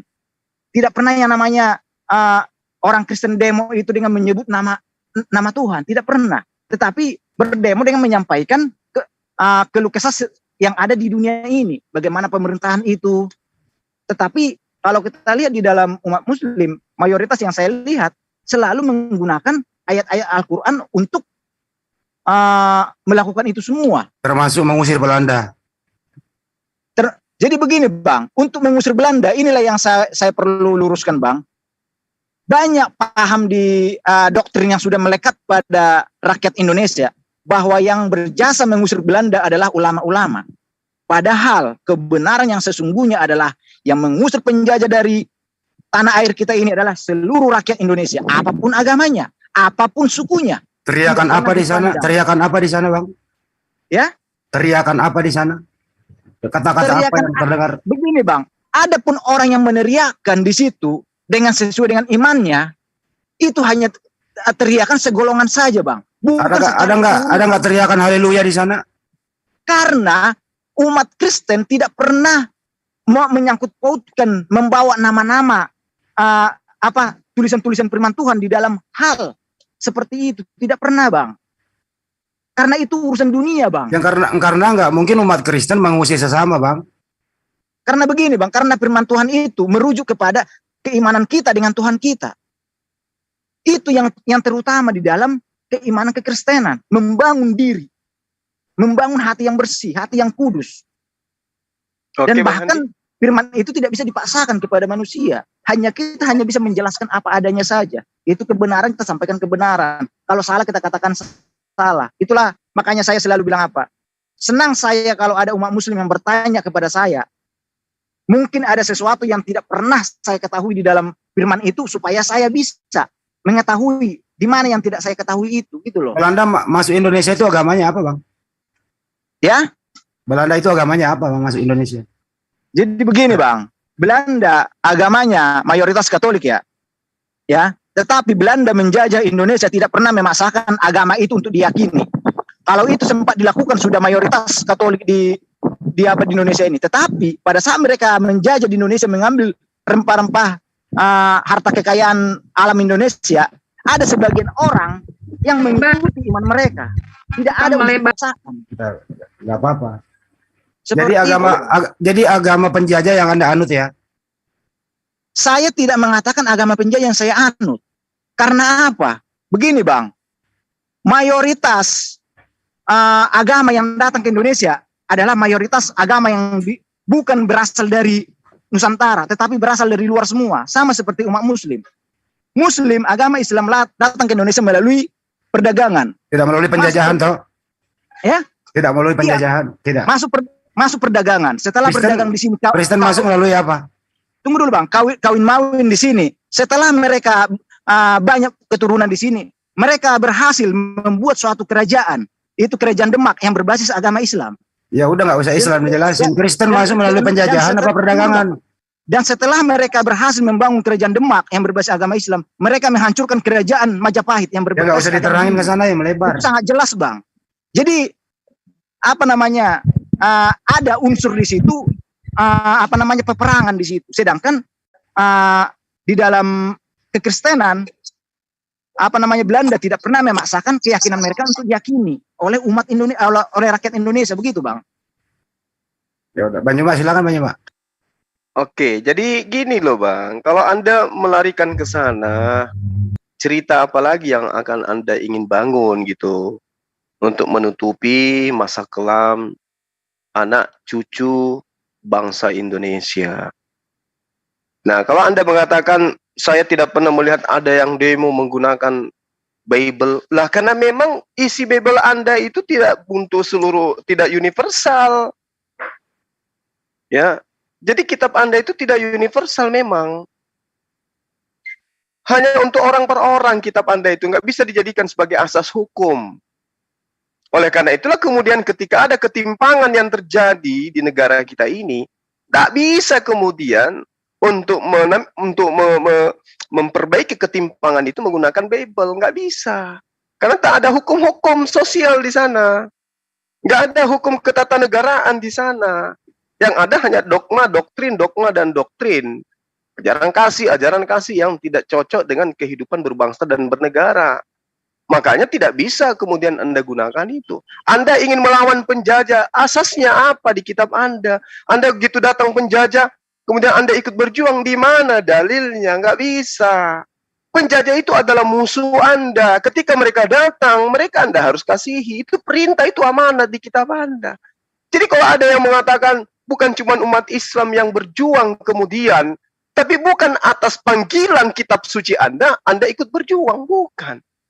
Hanya karena semata-mata tidak ingin dibunuh oleh penjajah, makanya ikut barisan. Itu pun kalau ada. Kan gitu masalahnya sekarang. Nah, ketika Anda berbicara mengenai konsep bahwasanya Hagar seperti ini, kemudian Sarah seperti ini, kita kembali aja kepada tema. Mungkin Anda ingin mengatakan bahwa keturunan Hagar kemudian menjadi keledai liar. Tapi sehina-hinanya Ismail dan ibunya di dalam kitab yang Anda pegang sebagai acuan untuk beriman, saya katakan kepada saudara, Abraham tidak pernah menjual istrinya Hagar. Hagar tidak pernah dinikahi oleh laki-laki lain. Sementara Sarah di dalam kitab yang Anda pegang, Kejadian 12, nomor 10 sampai nomor 20, atau selanjutnya, Anda boleh baca bagaimana kemudian hinanya Abraham diceritakan di sana, dan nistanya kemudian Sarah diceritakan di sana. Apabila orang Mesir ini melihat engkau, wahai Sarah, katakan, jangan kau katakan bahwa kau adalah istriku. Katakan kepada mereka bahwa engkau adalah adikku. Sehingga apa yang terjadi? Karena Sarah ini dikatakan sebagai adiknya Abraham, Sarah dinikahi, bos, sama Fir'aun. Ya kan? Salah besar, itu salah besar. Sebentar. Itu ada, itu data, Bu. Baca Kejadian 12. Ya. Nggak ada. Oh, saya sudah kasih berapa, Bang? Saya sudah kasih data kepada Anda kok. Sampai apa yang berapa Bang dinikahinya, Bang? Saya yang jelasin Bang Andi, beri kesan. Sabar, saya lebih paham dari kalian tentang Bible. Kalian cuma mengimani, saya mendasarkan logika, akal sehat. Baru dulu Bu Ami, nanti habis Dengar. Bang Juma. Panasan dulu. Sabar. Kejadian 12, Kejadian 12 buka kitab Anda, biar saya ngajarin kalian. Nanti saya kasih. Sabar Bu, saya belum selesai. Apa? Sabar. Kejadian 12 nomor 10 sampai nomor 20 lah Anda buka. Dia katakan begini, katakan bahwa engkau adalah adikku supaya aku diperlakukan mereka dengan baik karena engkau. Dan aku dibiarkan hidup oleh sebab engkau. Sesudah Abraham masuk ke Mesir, orang Mesir itu melihat bahwa perempuan itu sangat cantik. Dan ketika punggawa-punggawa Fir'aun melihat Sarai, mereka memuji-muji di hadapan Fir'aun. Sehingga perempuan ini, Sarai ini dibawa ke istana. Fir'aun menyambut Abraham dengan perempuan, ya, keledai betina dan unta. Tetapi Tuhan menimpakan tulah yang hebat kepada Fir'aun. Kenapa ditimpakan tulah? Kenapa? Karena dia mempersetrikan istrinya orang. Tetapi Tuhan menimpakan tulah yang hebat kepada Fir'aun, demikian juga kepada seisi istananya. Karena Sarai istri Abraham itu. Karena Sarai istri Abraham. Bu Ani, jangan dibuka mic-nya lu berisik. Sabar Bu Ani, Anda bukan Yahudi. Anda hanya penumpang gelap. Sabar. Sabar dulu Bu Ani. Ada giliran Anda nanti. Anda bukan orang Yahudi. Anda penumpang gelap, Anda Kristen, ya, yang menggunakan sekte yang dibidatkan oleh Kristen. Sabar. Tunggu giliran Anda. Saya selesaikan dulu ini. Jangan sampai nanti saya dibilang fitnah. Lalu kemudian Fir'aun memanggil Abraham setelah terjadi tulah. Apa tulah itu? Kutukan.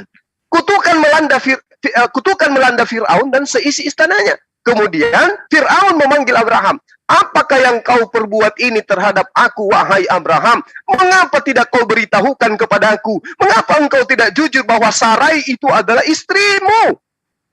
Mengapa kau katakan dia adikku? Mengapa kau katakan dia adikmu? Sehingga aku mengambilnya menjadi istriku. Oke? Masih kurang? Lalu kemudian Fir'aun mengatakan, Abraham, sekarang ambillah istrimu, ambillah kembali dan pergilah. Lalu Fir'aun memerintahkan kepada orang yang mengantar Abraham pergi bersama-sama dengan istrinya dan segala kepunyaannya. Sehina-hinanya Hagar di mata Anda. Bu, di-mute dulu, Bu. Aduh, Bu. Bu Ani berisik. Sehina-hinanya Abraham di mata Anda. Apa? Ismail di hadapan Anda. Hagar di hadapan Anda. Hagar tidak pernah poliandri. Hagar tidak pernah dijual. Hagar tidak pernah dinikahi oleh laki-laki lain. Dia tetap setia terhadap satu istrinya, satu suaminya. Sementara Sarai dinikahi oleh oleh laki-laki lain di saat dia memiliki suami. Bang, itulah bentuk yang dikatakan Bang bahwa orang yang sudah dipersatukan oleh Tuhan tidak bisa dipisahkan. Luar biasa. Kenapa Allah itu memberikan tulah kepada Firaun? Karena memang itu Sarah itu tidak layak untuk jadikan istrinya. Jadi Anda akui bahwa Sarah pernah diperistrikan oleh Firaun. Betul menurut ayat ini. Nah, betul. Telan itu. Iya, saya tidak menyalahkan. Artinya gini, Bang. Jadi begini, Bang.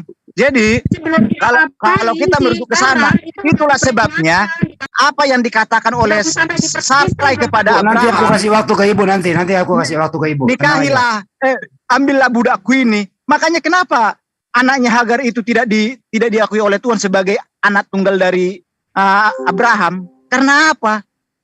Karena itu bukan itu yang diberkati Tuhan. Karena pernikahan yang sah di hadapan Tuhan hanyalah Sarai. Itulah sebabnya Ishak itu anak tunggal dari Abraham. Sedangkan pernikahan dari Hagar dengan Abraham itu bukan atas keinginan dari Tuhan sendiri, bukan atas keinginan Allah, bukan, tetapi keinginan istrinya. Begitu, Bang. Jadi kita nggak bisa bolak-balik itu semua. Makanya saya katakan tadi bahwa Sarah itu imannya tidak sempurna. Dan bahkan Abraham sendiri pun sempat tergoda. Tergoda dengan bujuk rayu oleh istrinya. Sehingga dia melakukan itu. Padahal seandainya pun dia tidak menikahi Hagar, Sarah itu tetap akan mengandung. Karena akan dilakukan perjanjian. Jadi sebentar Pak Jabat, intinya di sini Bang Juma nggak fitnah. Anda sudah mengakui bahwa Abraham menyerahkan istrinya kepada Fir'aun, Fir'aun menikahi istrinya Abraham, betul? Kalau secara yang tertulis di sini, tetapi memang kalau kita lihat di sini tanda tanya di sini. Tertulis, Bang. Kan di sini kalau kita lihat, tetapi Tuhan menimpakan tulah yang hebat kepada Firaun, demikian juga kepada seisi istananya, karena Sarah istrinya Abraham itu, ya kan? Lalu Firaun memanggil Abraham serta berkata, apakah yang kau perbuat ini terhadap aku? Mengapa tidak kau beritahukan bahwa ia istrimu? Mengapa engkau katakan dia adikku? Sehingga aku mengambilnya menjadi istriku? Tuh, Tanda tanya, sekarang inilah istrimu, Tuh. ambillah dan pergilah. Iya kan? bener itu. Saya katakan, saya tidak menyangkal ini, Bang. Aku kalau berbicara itu nggak mau untuk membenarkan yang ini, mencari celah untuk membenar. Saya nggak mau. Apa adanya saya berbicara, Bang. Saya tidak seperti orang-orang yang kalau ada kejelekan sedikit mau ditutupi. Saya tidak mau, Bang. Itu sifat saya, Bang. Ya di Karena sini firman itu sebenarnya jelas, Bang. Abraham mengaku ini adiknya, jadi Firaun menikahinya gitu loh. Iya. Enggak Kalau sampai dari nikah, ayat ini, sampai nikah udah diperingatkan sama YHWH sama Tuhan. Ntar dulu, Pak. Ntar dulu, Bu. Gimana Pak Jabat? Sudah selesai? tetapi begini, Bang. Jadi masalah ini dia sudah sempat dinikahi atau dia baru mau dinikahi, saya kurang tahu makna persis ayat ini karena tidak terlalu jelas di sini ininya. Apa mungkin pada saat dia contohnya si Sarah ini mau dinikahi, tiba-tiba ketahuan bahwa dia adalah adiknya terus dipulangin? Saya kurang tahu bagaimana Banyak kebenaran ini karena tidak terlalu jelas begitu loh. Itu sudah dikena tulah itu, Bang. Sudah kena tulah dia. Betul, Bang, karena gini, Bang. Kan pernikahan itu kan tidak contohnya satu hari ini langsung pernikahan. Kan ada perencanaan, Bang. Contoh, saya mau menikahi adikmu. Jadi gitu kan. Anda ingin Sudah menutupi bahwa dia tidak sudah- diperistrikan gitu. Enggak, tunggu dulu, Pak. Sudah dipersiapkan semua tetek bengeknya begini semua, terus tiba-tiba mungkin mau melangsungkan pernikahan, tiba-tiba ada tulah yang datang kepada Firaun yang membuktikan bahwa itu adalah adiknya Abraham. Saya kurang tahu. Makanya Ya, saya katakan dinikahi apa? dulu Karena baru secara ada jelas- tulah. Perbuatan dosa dulu baru kemudian ada Begitu Bang Ju. ada akibat. Makanya kasih karena dia begini, Bang. Enggak, Bu Ani, sebentar. Bu Ani bukannya nggak mau dikasih kesempatan, Bu. Serius, mik Ibu itu kerudukan. Berisik banget, Bu. Suara Ibu kecil. saya ganti kok, udah saya ganti. Di disconnect dulu Bu, disconnect Serius, dulu. Bu. Bukan nggak mau dikasih. Gitu loh. Disconnect Berisik. dulu audionya Bu, disconnect dulu baru ini nyambung lagi, coba. Atau di waitingkan room dulu, Bang Andi baru dimasukin kembali. Coba ya. Iya ya. dulu masuk.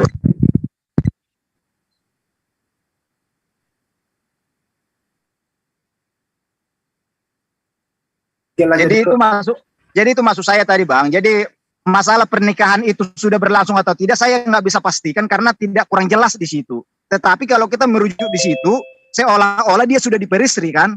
Kalau kita lihat dari ayat yang ada di situ, ya kan? Sekarang inilah istrimu, ambillah dan pergilah, kan gitu kan? Sehingga aku mengambilnya menjadi istriku, ada tanda tanya di situ. Sekarang inilah istrimu, ambillah dan pergilah, ya kan? Apakah mungkin dia sudah berlangsung pernikahan itu baru dipulangin? Kan kita kurang tahu persis di sini, Bang. Apa yang hanya short time aja kali? Karena begini, Bang, karena untuk masalah pernikahan ini, Bang, ini kan ada perencanaan dulu, Bang. Contoh saya mau menikah, jauh-jauh sebelum hari kan saya persiapkan dulu. Bisa jadi dalam proses persiapan ini terjadi tulah, sehingga tidak terjadi berlangsung pernikahan sampai pernikahan itu baru dipulangkan seperti itu, Bang. Iya. Oke, Bang Juma lagi. Sebentar ya, Bu Ani ya. Pasti dapat giliran kok, Bu Ani. Santai aja dulu. Ya, Bang Juma, silakan. Iya, jadi nggak bisa Anda menutupi hal yang sudah nyata di kitab Anda. Tadi Anda menolak Ismail karena di kitab Anda tidak ada dikatakan Elo Ismail. Anda nolak. Kenapa nggak disebutkan? Anda kaget di situ. Kok nggak disebutkan Elo Ismail? Padahal nyata aku memberkati Ismail. Bahkan kalau Anda melihat di dalam kitab Kejadian 16, Allah mengutus malaikat untuk datang kepada Hagar. Itu loh. Karena begini, Bang. Tunggu, Bang. Sabar. Tunggu sedikit, Tapi giliran Fir'aun telah menjadikan Sarah sebagai istrinya, nyata di dalam kitab Anda masih pura-pura pikun gitu loh. Fir'aun memanggil Abraham, apakah yang membuat kamu ini terhadap apa yang kau perbuat terhadapku ini, wahai Abraham? Mengapa tidak kau beritakan bahwa dia adalah istrimu? Mengapa kau katakan dia adikku? Sehingga aku mengambilnya menjadi istriku. Masih kurang. begini Bang, maksud saya Bang, kenapa saya mengatakan seperti itu? Kenapa tidak ada disebutkan Allah Ismail di situ? Apakah, maka saya bertanya-tanya dalam Bang, ini dalam aku diri keluar saya, aja ya. apakah Ismail itu menyembah Allah yang disembah oleh Abraham atau tidak, kan gitu kan? Karena Ya begini, jelas Bang, lah, jelas Begini, menyembah Bang. karena Allah menjanjikan kepada Abraham dirinya akan menjadi Tuhan anak-anaknya dan keturunannya. itu merujuk kepada Ishak Bang. Tetapi begini Loh, Bang, kenapa saya Gimana katakan seperti itu, Bang? ceritanya Anda mengatakan Ishak sementara Ismail dan Abraham itu setelah menerima firman si Abrahamnya, Ismail dan Abraham yang selalu bersama dengan bapaknya. Karena begini Bang, Ismail itu kan keturunan dari Ismail kan bangsa Arab ya, ya kan? Iya pasti, Sedangkan- iya. Sedangkan di dalam Al-Quran sangat jelas dikatakan bahwa Allah Subhanahu Wa Taala itu tidak memiliki roh, ya Loh, kan? Sedangkan Tuhan kami itu maha hidup, yang Nah, butuh hidup, yang butuh roh itu makhluk. itu yang saya katakan sama Abang. Apakah mungkin Allah yang disembah oleh Ismail itu setelah dilahirkannya Bergeser melalui lagi. Sarah, Bergeser Hagar, lagi nih. berbeda Allah yang disembahnya dengan apa Nggak yang disembah oleh berbeda, Bang. bapaknya. Nggak Karena berbeda, gini, nggak Bang. berbeda. Karena di dalam Taurat Bang, Allah itu roh, jelas Bang, ya kan? Sedangkan di dalam Quran sangat jelas bahwa Allah itu tidak memiliki roh. Kan ada Izin- perbedaannya di situ. Izin Bang. dulu Bang Juma, Pak Jabat ini, sorry ya. Tuhannya Ishak dan Tuhannya Ismail berbeda atau sama? Kalau makanya saya katakan, Nggak dijawab di aja sini, sama berbeda. begini Bang, pada saat dia bersama-sama dengan orang tuanya Abraham, mungkin Ismail itu mengikuti Allah yang disembah oleh bapaknya. Tetapi Jangan pakai mungkin Bang, setelah jangan pakai dia- mungkin. Setelah dia dewasa, saya kurang tahu kenapa saya katakan Aku seperti kurang tahu. itu. Baik Bang Juma ya. Karena bangsa Arab meyakini bahwa Allah itu tidak memiliki Oke, roh. Anda kurang tahu dan kata mungkin. Allah yang Pak Jabat, disembah oleh tar. Abraham, Ishak dan Yakub. Ntar saya tanya balik ke Bang Juma. Pertanyaan yang sama, Bang Juma. Apakah sembahannya Ishak dan sembahnya Ismail sama? Ya jelas sama, Bang. Mereka ini adalah keturunan yang diberkati.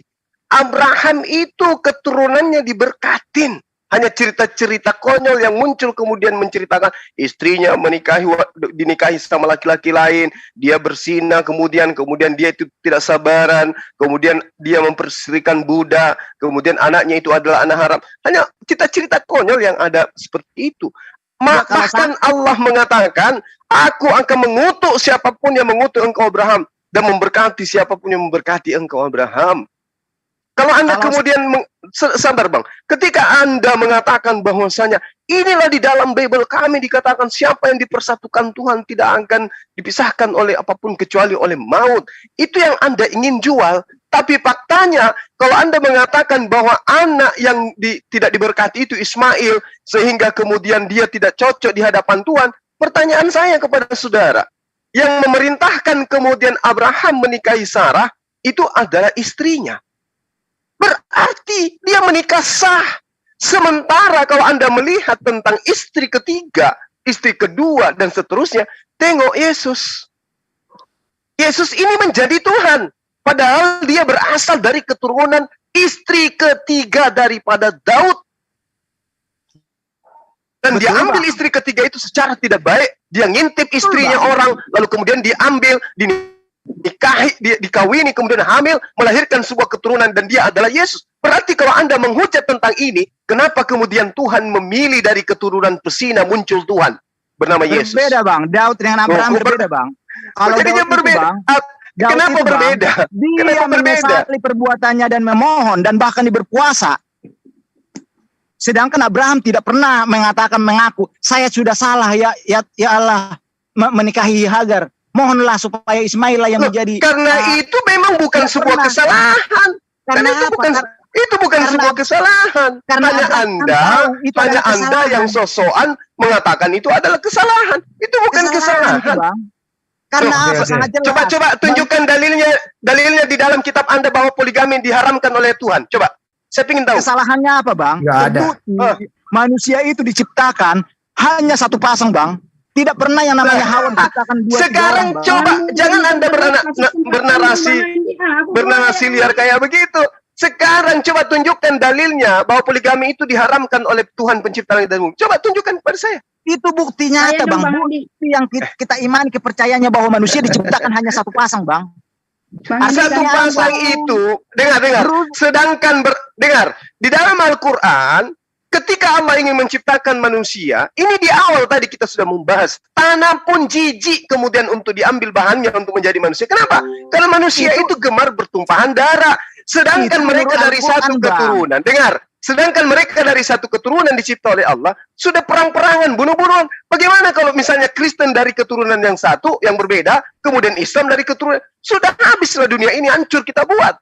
Sedangkan Bang. kita satu nenek aja, satu kakek, satu buyut, terjadi peperangan di atas muka bumi. Apalagi lagi kalau kita berasal dari nenek moyang yang berbeda. Itu yang perlu Anda pahami. Kenapa kemudian satu yang jijik Adam manusia satu, diciptakan, Hawa Bang. satu? Di dalam Kenapa? Alkitab tidak Karena pernah, Bang. mereka hanya dua manusia yang dicipta pada masa itu. Masa iya Anda menginginkan Adam menikahi 3 istri sementara hanya satu wanita? Nggak rasional. Makanya aku bilang Islam itu ajarannya universal, mengikuti perkembangan zaman. Dan hanya Islam yang mengajarkan wajib satu. Hanya Islam. Di kitab Anda coba tunjukkan, mana ada? Wajib satu. Iya. Kok wajib satu? Dan jika kamu tidak mampu adil, cukup satu, wajib satu. Kalau tidak bisa adil. Anissa 20, Bang. Anissa 20, Bang. Coba Anda tunjukkan di mana di kitab Anda kemudian mengatakan cukup satu. Ada nggak? Bang, Anissa 20, Bang. Apa yang diterangkan? Apa yang diterangkan di Anissa 20? Bahwa boleh mengganti istrinya dengan istri yang lain. Coba Anda tunjukkan ayatnya. Jangan asal Anda coba dibuka, Bang. Bang Henry. Di Anissa ayat 20. Apa? Anissa ayat 20. Kenapa itu? Coba dibuka. Ditunjukkan. Sabar. Kenapa? Kenapa ini? Apa di situ? Apa yang dikatakan? Jika kamu ingin mengganti istrimu dengan istri yang lain, sedang kamu telah memberikan kepadanya seorang di antara mereka harta yang banyak, maka kamu nggak boleh mengambil kembali harta yang sudah kau berikan kepada istrimu itu. Apa yang masalah di sini? Berarti boleh mengganti istri kita kan dengan istri yang lain kan? Di kitab Anda juga boleh loh. Oh, nggak bisa. Oh, justru. Bang Andi coba tunjukkan kepada saya bahwa di dalam kitab Kristen itu boleh bercerai asalkan berzina dulu. Ada, saya tunjukkan. Tidak dikatakan tidak ada asal berzina. Jangan dikira. Sekarang begini. Karena zina. Saudara, sekarang begini. Dengar. Sekarang begini.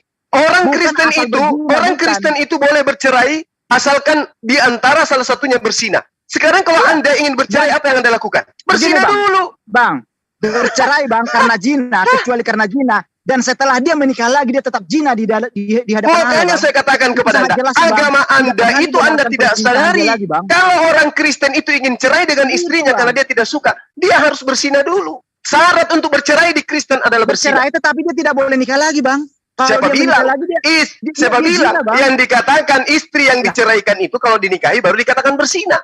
Siapa bilang? Malah di kitab Anda dikatakan bahwa siap di antara kalian bercerai, maka berikan surat cerainya. Give me time, Karena ketegaran hati Musa lah makanya itu diberikan perceraian itu. Sesungguhnya perceraian itu makanya aku bilang, jangan coba-coba Anda masuk ke dalam ranah Islam sementara Anda itu nggak paham. Di dalam kitab Anda mengatakan Kristen boleh cerai asalkan syaratnya terpenuhi. Apa syaratnya? Berzina. Bercerai tetapi kalau dia menikah dia tetap zina. Enggak masalah. Sekarang begini, benar enggak yang saya katakan bahwa syarat bercerai di dalam Kristen adalah berzina? Berbeda, Bang. Berbeda kalau di Muslim, Bang. Saya baca dulu ya. Saya baca dulu Matius 5:31-32. Telah difirmankan juga, siapa yang menceraikan istrinya harus memberi surat cerai kepadanya. Tetapi aku berkata kepadamu, setiap orang yang menceraikan istrinya kecuali karena zina. Betul. Jadi boleh bercerai kan? Apa syaratnya bercerai di dalam Kristen? Berzina. Tetapi setelah dia bercerai dia tidak diperbolehkan untuk menikah. Oke, jadi izin Pak Nyoma, jadi janda-janda Kristen yang sudah bercerai karena berzina seperti Gisel itu berzina selamanya karena dia menikah lagi. Ya itulah resikonya. Resiko banget sih Gisel itu. Ya. Itu Dan bukan, resikonya. dan bukan hanya si Gisel loh sebagai perempuan Kristen yang bercerai, banyak loh Kristen di muka bumi. Resikonya, Bang. Itu resikonya. Nauzubillah min zalik. Dia sudah mengambil keputusan dalam hidup. Jadi mereka semua ini berzina. Gini, Bang Andi, Ya. ketika misalnya saudara jabat ini istrinya melakukan sesuatu yang tidak baik di mata suaminya, pokoknya sudah menjijikkan kali, tidak tahan lagi dia ini untuk mempertahankan rumah tangganya. Agar bisa cerai, salah satu di antara mereka ini berzina. Iya betul. Itu syaratnya, nggak boleh bercerai kalian kecuali ada salah satunya berzina. Bang Baru Hendy, makanya, Bang. Makanya Give me diminta time. apa? Iya, Bu Ani, iya, Bu Ani. Kembali give me berusaha. time, give me time. Silakan Bu Ani, biar kasih kesempatan, kasihan dari tadi. Silakan Bu. Iya, saya udah hampir 2 jam loh dengan setia mendengarkan argumen. Ya Bu, kalian. boleh silakan Bu. Iya. Ani. Jadi saya minta tolong sama Bang Juma, kalau ayat-ayat Bible mengatakan seperti ini dan seperti itu, jangan dibantah, jangan bergumam. Kalau mengenai, saya masih mau ke Hagar dan Sarah, dan ini saya akan bacakan ayatnya aja, ya. Ya. Dan Sarah terus memperhatikan bahwa putra yang dilahirkan Hagar, perempuan Mesir itu bagi Abraham sedang berolok-olok.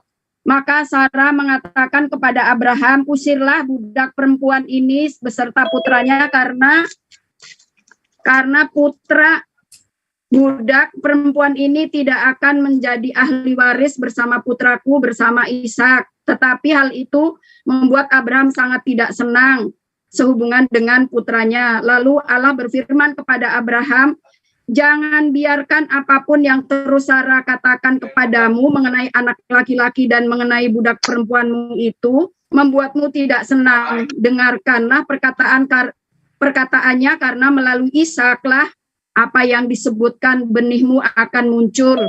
Nah, jadi apapun penyangkalannya Bang Juma atau Muslim ya nggak masalah. Emang ini yang tertulis di dalam Bible bahwa anak yang akan muncul tadi adalah Mesias, yaitu Kristus. Jadi mengapa tidak dikatakan Allah Abraham dan Ismail, tapi Abraham, Ishak dan Yakub, karena memang itu merujuk ke keturunan Mesias, ya. Lalu ketika mengapa Abraham, ini sudah mengenai Abraham dan Bu Mali, sebelum terlalu jauh saya tanya Bu Ani dulu, Ishak sama Ismail Tuhannya sama atau beda? Tuhannya sama. Tuhannya sama, pinter. Tuhannya sama, YHWH. Tetapi gini, ketika pengusiran itu juga disetujui oleh YHWH, lalu Abraham memberikan segala harta benda kepada. Terus apa poinnya Bu disampaikan? Apa poinnya di sini? Ya ini yang tadi saya menanggapi pembicaraan. Ismail itu keledai liar, jadi nggak Nah, diakui. ini lagi nih tidak beradab ini. Nanti dulu. Beradab dong Ginca, kamu selalu di mana-mana jadi bajingan. Jadi Aduh, kau itu. tetap Udah dimasukkan. Ismail itu dijanjikan menjadi bangsa besar. Yakub juga bangsa besar, tapi Ismail dan Hagar memang pulang ke negerinya. Istrinya Ismail juga gadis dari Mesir. Seperti itu ya. Itu kronologinya. Lalu tadi Bang Juma mengatakan Sarai dijual. Itu fitnah. Karena ketika kelaparan melanda, memang di mana-mana orang mengungsi, termasuk Abraham dan Sarah itu mengungsi. Dan pertama kali kejadian kisah Tapi ini. Bu Ani, ini poinnya, setuju nggak Ibu Ani mengatakan bahwa Fir'aun menikahi Sarah? Tidak, nanti dulu, ini baru saya mau jelasin. Jadi ketika itu ketika bala kelaparan, Sarah sama Abraham itu mengungsi. Pertama ke Raja Abimelech dulu. Ke Raja Abimelech itu kejadian kelaparan pertama. Sama kejadiannya Sarah, dia bilang gini, Sarah kamu jangan bilang kalau kamu istriku, bilang adikku. Karena nanti aku bisa dibunuh kalau kamu mengatakan kamu istriku, karena kamu cantik sekali. Seperti itu. Nah, ketika mengetahui bahwa Sarah cantik, memang diambil. Tapi belum sempat dinikahi, belum sempat ditidurin, belum sempat berzina. YHWH sudah memberikan tulah bahwa itu istrinya Abraham. Abraham itu adalah yang Ibu Ani bisa baca yang saya blok. Ibu Ani bisa baca yang saya blok. Mengatakan itu, jadi jangan fitnah Anda ya. Itu. Nah, Ibu Ani bisa baca yang saya blok. Yang saya blok, Ibu Ani bisa baca? Ibu Ani bisa baca yang saya blok biru itu? Itu kan pertanyaan. Yo diam. Lu ngomong lagi gua kick. Bu Ani bisa baca? Ya, aku gedein dulu Ismail ya. ini keturunan dari Gundik. Ini Oke. orang ini benar-benar Oke ya, adabnya oke. tinggal di dunia. Berarti Abraham punya gundi ya. Menghina sekali dia. Dia hina Abraham, Masya Allah. Dari Padahal Selir itu Gundik itu. Padahal dikatakan oleh Allah dalam Nanti kitab dulu dong, Kejadian, kesempatan Bu Ani dulu. aku Bu Ani akan udah 2 mengutus jam siapapun kan? yang mengutus engkau Abraham. Nanti dulu dong Bang Juma. Bang Juma nanti dulu, gantian Bu Ani dulu. Aduh. Jadi terserah kalau ayat-ayat di Al-Quran mengatakan seperti yang Bang Juma katakan, tetapi kalau di Bible bahwa ketika bala kelaparan terjadi, Sarah mengungsi dan Abraham pergi sampai ke Firaun juga sama. Kejadiannya sama, Firaun memang menginginkan Sarah karena cantik sekali, tapi sebelum tidur, sebelum berzina, sebelum dinikahin, itu Yahweh sudah memberi peringatan. Itu adalah istri dari abdi Allah Abraham. Lalu Tapi intinya di sini Bu Ani, Firaun menikahi Sarah, betul? tidak pernah. Oh, ini bacanya Bu. Ini saya blok nih. Tidak, sebentar, tapi saya blok. tidak. Ini saya blok. Sebelum Ini saya blok. beristri. Ini nih. Sehingga aku mengambil menjadi istriku. Ini kata Firaun. Nih, memanggil Abraham berkata, apakah yang kau perbuat ini terhadap aku? Baca 19-nya aja, Bu. Nanti dulu. 19 saja. Mengapa tidak kau beritahukan bahwa ya ini saya baca yang di blog yang tampilkan bahwa istrimu.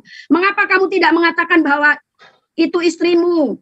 Mengapa engkau katakan dia itu adikku sehingga aku mengambilnya menjadi istriku? Ya kalau nggak mengatakan akan diambil jadi istrinya memang.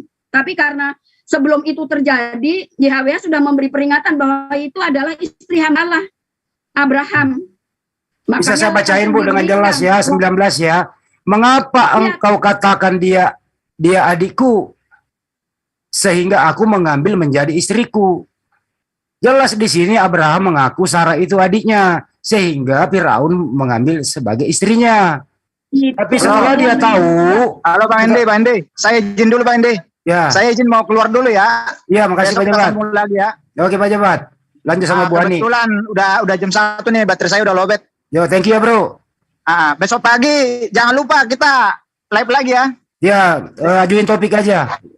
Dengan tema apakah malaikat diutus untuk melindungi manusia atau untuk menurunkan azab ya? Oke.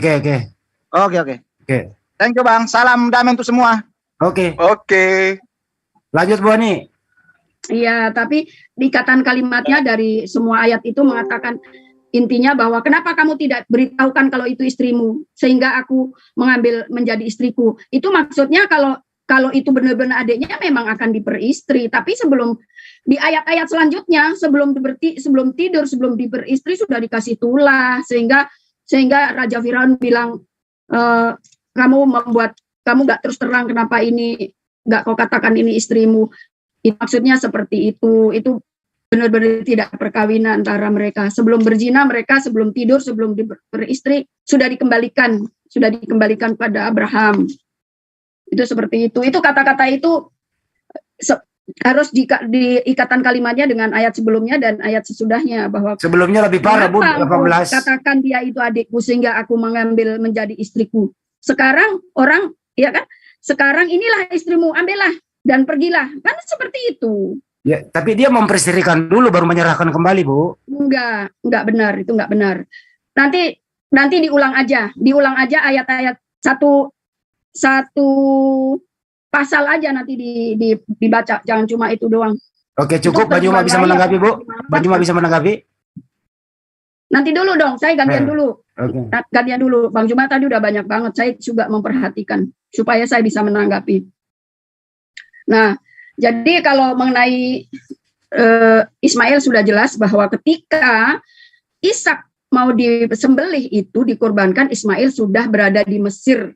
Dan kalau mengenai anak tunggal, dibilang anak tunggal itu memang kala itu memang satu-satunya itu Ishak yang ada di dalam keluarga Abraham karena Ismail sudah pergi dan beristrikan orang Mesir, sudah kembali ke negerinya ibunya. Makanya disebut di dalam keluarga Abraham itu sudah tidak ada lagi Ismail. Nah, kalau soal mengenai anak tunggal itu Abraham juga sebenarnya punya anak 6 dari 3 istri. Dari Sarah adalah Ishak, dari Hagar adalah Ismail, dan ada ketura lagi istrinya Abraham. Itu jadi banyak sebenarnya anaknya. Tapi yang disebut anak tunggal karena memang yang diminta keturunan dari Sarah sesuai dengan ayat yang tadi saya baca. Jadi terserah kalian tidak percaya dengan yang tertulis di Bible, ya monggo, mungkin di Al-Quran bercerita kisahnya lain, ya nggak apa-apa. Lalu tadi mengatakan, sekarang saya mau menanggapi tadi yang soal batu-batu ya. Itu nggak usah itu, Bu. Soal batu-batu itu. Melebar kalau itu nggak usah, ini aja. Enggak, itu batu itu hanya saksi aja. Batu itu tidak diciptakan untuk bisa bicara. Ya. Menurut Ibu, apakah Sarah setuju Abraham menikahi Hagar? Menurut YHWH? Enggak, menurut data di Bible, apakah Sarah setuju Abraham menikah lagi bersama Hagar? Justru Sarah yang minta. Berarti tidak ada masalah di sini?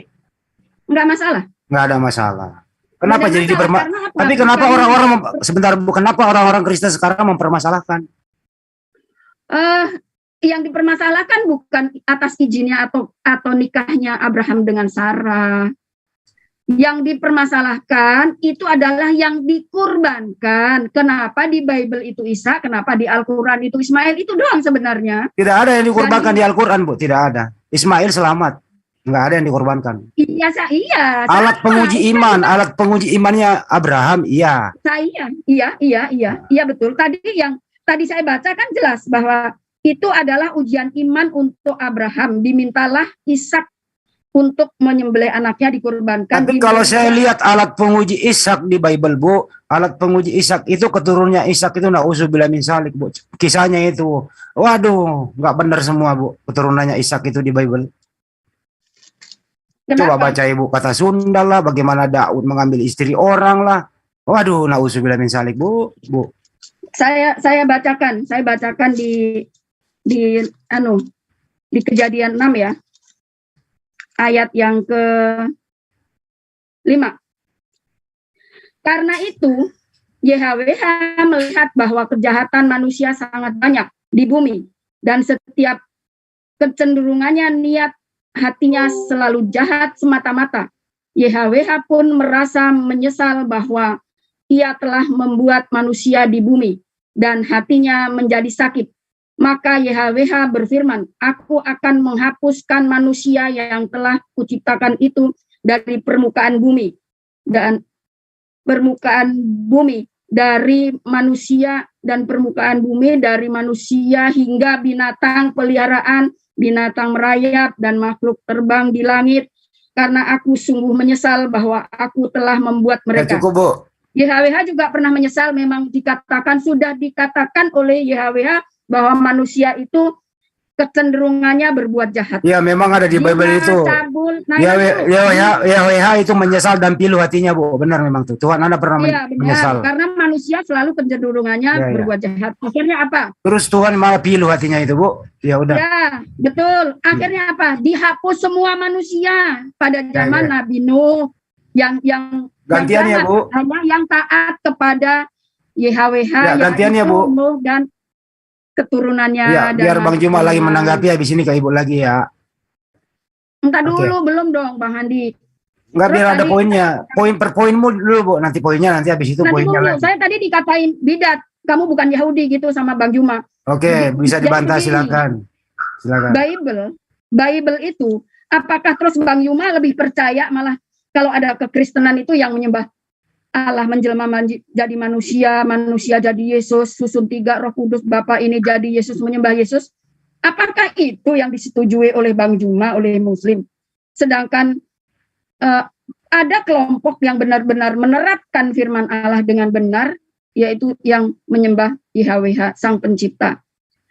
Yang bidat-bidatin, ya biarin aja bidat-bidatin. Kami di seluruh bola bumi taat kepada firman Allah, taat kepada Yesus, dan Yesus itu adalah Yahudi. Yesus itu Israel, makanya yang diperkenalkan Allahnya Yahudi, ya Israel. Masa Allah Arab, masa Allah Moab, masa Allah Amori?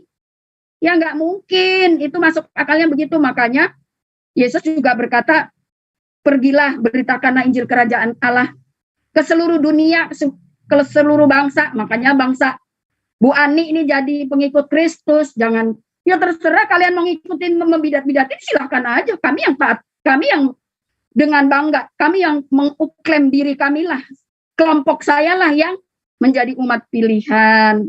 Karena di Bible juga dikatakan ada umat pilihan yang akan selamat di hari murka YHWH, kan begitu. Ya terserah kalian mau ngomong apa, nggak apa-apa. Oke, Bu. Kami menjalankan, menerapkan seluruh seutuhnya Bible dari Kejadian sampai Wahyu. Baik. Kalau soal tadi Bang Hendy bilang banyak yang cabul, banyak yang memang sudah digenapi, semua manusia memang nggak ada yang berbuat baik.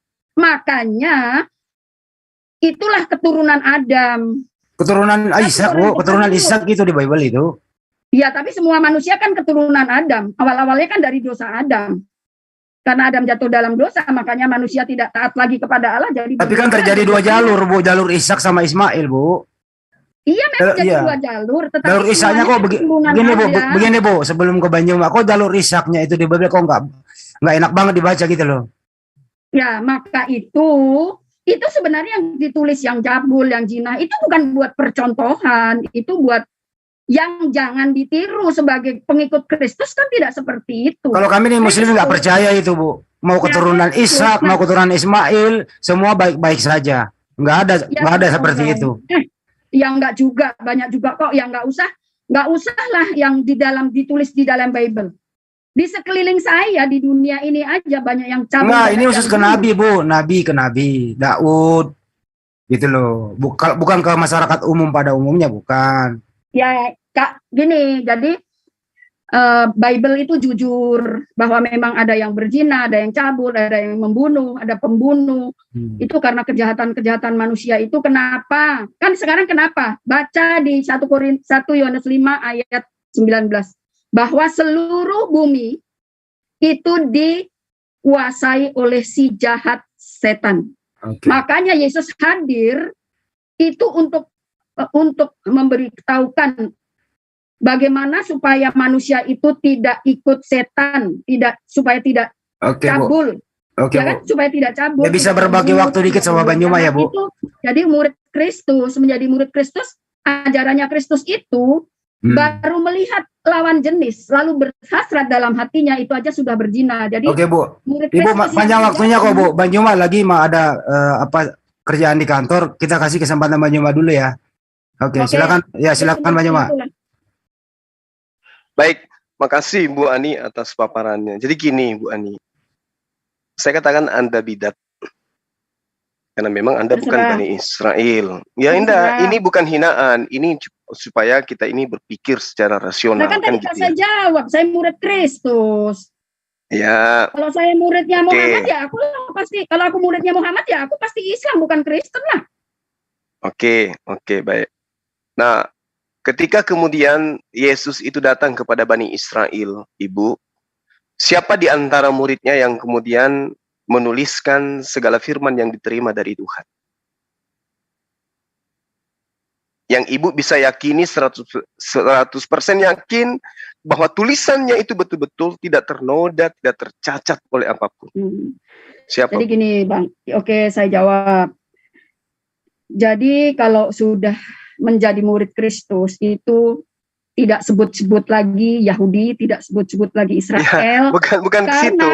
Ibu kan menggunakan Matius 28 untuk mengatakan diri Anda adalah murid Yesus.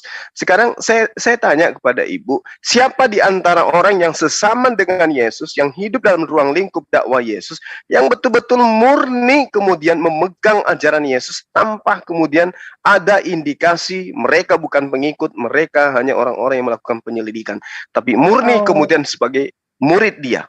Siapa, Bu? Oh, itu maksudnya. Iya. Oh, itu maksudnya. Iya. Pertama-tama ya ke-12 murid Rasul dulu, ya kan? Kayak mana Anda bisa mengatakan ke-12 murid ini kemudian memberikan sebuah pengajaran benar kepada Anda?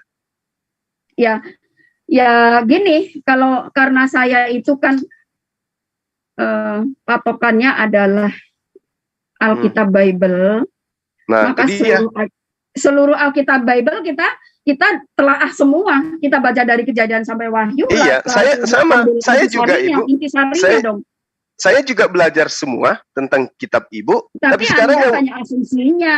tunggu dulu, Bagaimana tapi yang kalau- sekarang menjadi pertanyaan, ada nggak legitimasi dari Yesus kepada kitab Anda? Itu dulu. Ya jelas dong. Nah, coba tunjukkan di mana. Taruhlah, saya nggak apa-apa. Saya ingin minta dari data yang ada di kitab Anda saja pengakuan para penulis Oke, bahwa saya bacakan. mereka menuliskan berdasarkan apa yang Yesus perintahkan kepada mereka. Mana dalilnya tuh? Saya bacakan dulu ayatnya ya. Ya, silakan. Boleh? Silakan, Bu. Sebab aku, ini di Yohanes 12 ayat 49-50. Sebab aku berkata-kata bukan dari diriku sendiri, tetapi Bapa yang mengutus aku. Dialah yang memerintahkan aku untuk mengatakan apa yang harus aku katakan dan aku sampaikan. Dan aku tahu bahwa perintahnya itu adalah hidup yang kekal. Jadi apa yang aku katakan, aku menyampaikan sebagaimana yang difirmankan oleh Bapa kepadaku. Nah, itu Ya. Yesus kan? Itu Yesus Iya, kan, Bu? Yesus. Oke. Iya, Yesus. Berarti Yesus itu Nanti sang dulu, penerima. nanti lagi ayatnya. Ini pertanyaannya Bang Yuma. Aku berkata kepadamu, sesungguhnya barang siapa menerima yang kuutus, ia menerima aku. Dan barang siapa menerima aku, ia menerima dia yang mengutus aku. Jadi Yesus punya utusan-utusan. Iya, sekarang Terutama- begini. Sekarang begini, Bu. Saya pun tahu data yang Anda baca, apa yang Ibu baca itu saya juga ngerti. Saya belajar tiap hari tentang kitab. Yang menjadi acuan sekarang ini adalah legitimasi dari Yesus terhadap tulisan-tulisan yang Anda anggap sebagai firman Tuhan itu mana? Seluruhnya itu kita kupas tuntas Bang Yuma. Jadi setelah itu barulah Ya, Anda kupas tuntas, ya. oke. Anda sudah ngerti tentang kitab Anda berarti. Sekarang coba tunjukkan kepada saya legitimasi dari Yesus tentang kitab Anda. Bahwa kitab Anda itu adalah benar-benar kumpulan firman yang diterima Yesus dari Tuhannya. Sebab Yesus tidak berkata-kata dari dirinya sendiri. Sekarang saya minta mana legalitas dari Yesus. Oh, jadi Anda nggak percaya kalau Yesus itu utusan? Saya percaya Yesus itu utusan. Justru karena saya percaya Yesus itu utusan, saya minta kepada Ibu tunjukkan legitimasi Yesus terhadap kitab Anda. Seperti Saya misalnya bacakan gini. lagi ya. Ya, silakan. Ibrani 1 ayat 1 dan 2. Setelah pada zaman dahulu Allah berulang kali dan dalam pelbagai cara berbicara kepada nenek moyang kita dengan perantara nabi-nabi, maka pada zaman akhir ini Yahweh telah berbicara kepada kita dengan perantara anaknya yaitu Yesus yang telah ya kan? Jadi ya sudah, ini juga ayat ini juga Ibu, menjelaskan bahwa dengarkan saya sedikit aja. Ibu membaca Ibrani 1 nomor 2 yang mengatakan bahwa Tuhan langit dan bumi berbicara mengenai terhadap manusia melalui perantaran anaknya Yesus. Nah, sekarang mana pernyataan anaknya si Yesus ini bahwa kitab Lukas, Markus dan seterusnya itu adalah firman yang diterima Yesus yang disampaikan kepada penulis kitabnya. Makanya saya minta legitimasinya mana? Loh, kan Yesus memerintahkan agar semua bangsa itu menjadi muridnya, itu udah legitimasinya Yesus karena Yesus nggak bisa, Bu, nggak bisa. Nggak bisa. Kalau Anda menjadikan itu sebagai dasar pijakan, ada data yang kemudian indikasinya kontradiksinya sangat kuat. Matius 10 nomor 5 nomor 6. Yesus berpesan. Yang dikatakan pesan itu, Bu, adalah amanat yang harus dibawa sampai mati. Yesus berpesan kepada ke-12 muridnya. Yesus berpesan kepada ke-12 muridnya agar tidak ke bangsa lain. Ini amanat. Dan ketika Yesus mengatakan, jika engkau percaya kepadaku, maka engkau akan melakukan perintah-perintahku. Perintahnya jangan kamu ke bangsa lain. Oke, saya baca lagi di Matius 28 ayat 18. Ya. Nah, itu yang kubilang kontradiksi. Coba. Ya jangan, ya kan Anda yang bilang kontradiksi. Coba Anda suarakan data Matius 28 nomor 19 itu. Silakan. Seperti ini kan ayatnya.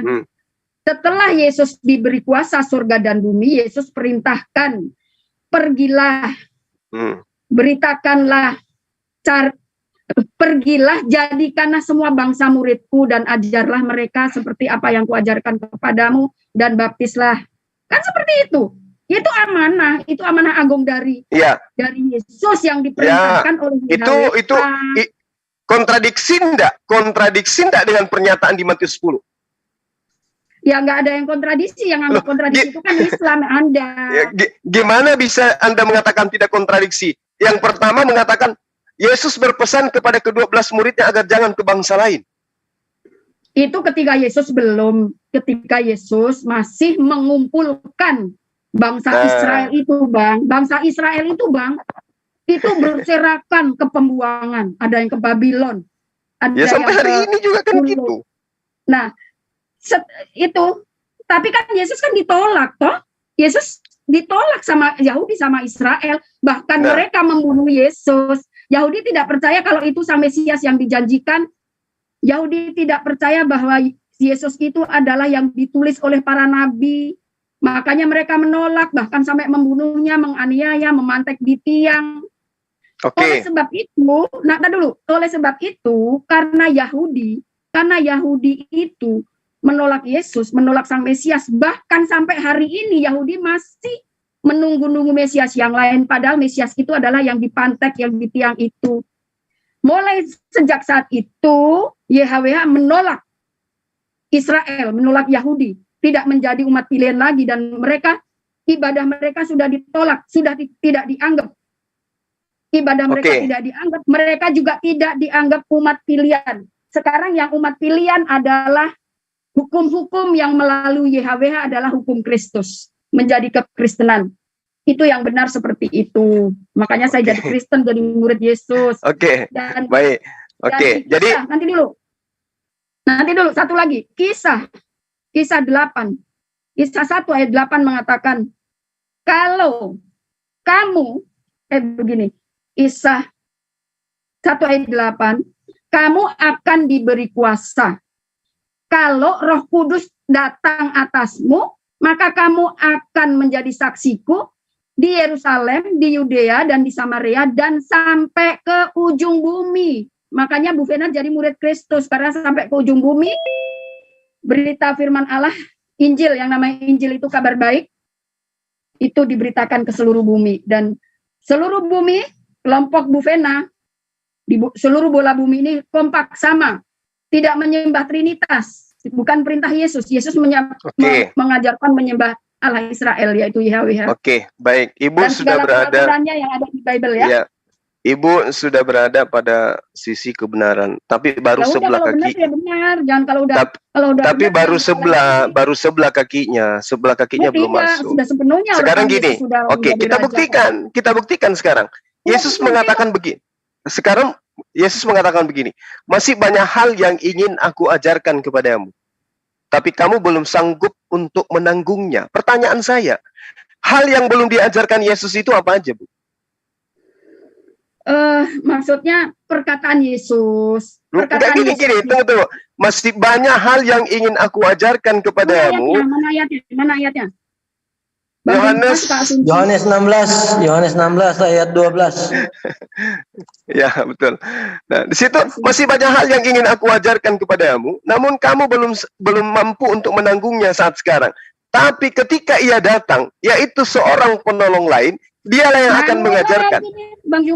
Bang Juma mulai lagi mau bicara Roh Kudus. Roh Kudus itu tidak berbentuk, bukan malaikat, bukan manusia. Roh Kudus. Iya, makanya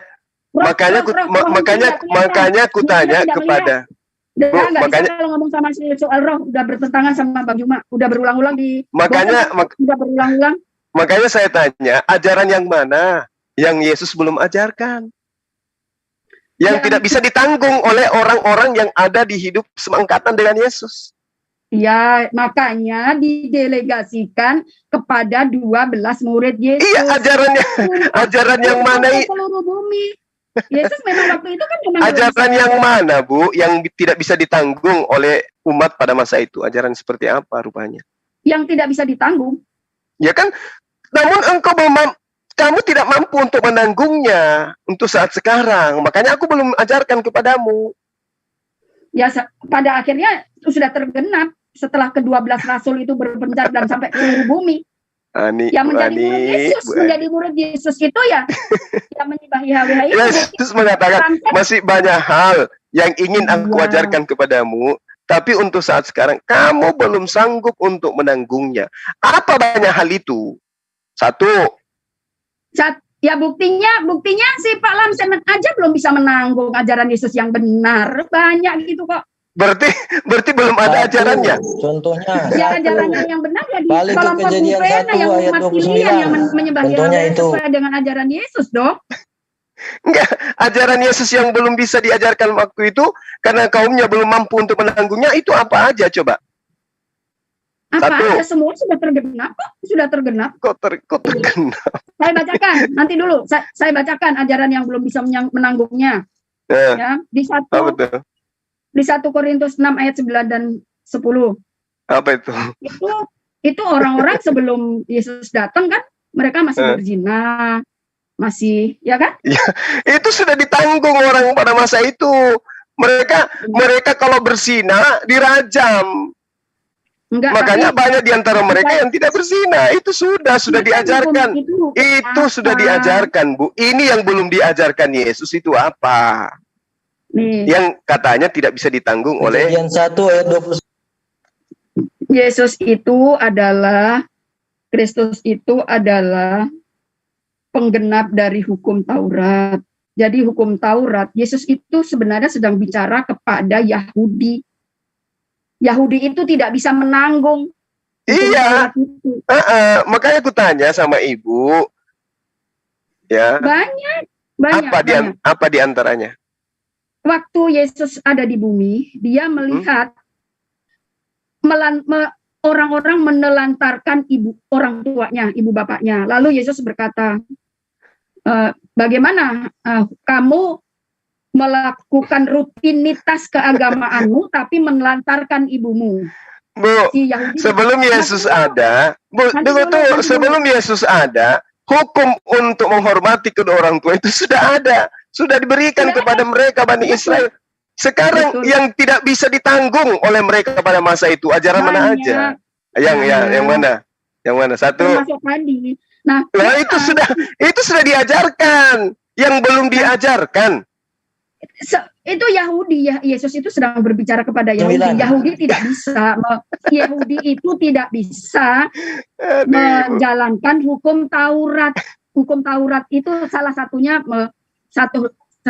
berkorban. Kalau masalah Taurat, Bu, baca Matius 5 nomor 17 sampai nomor 20. Hukum Taurat itu udah lengkap di situ.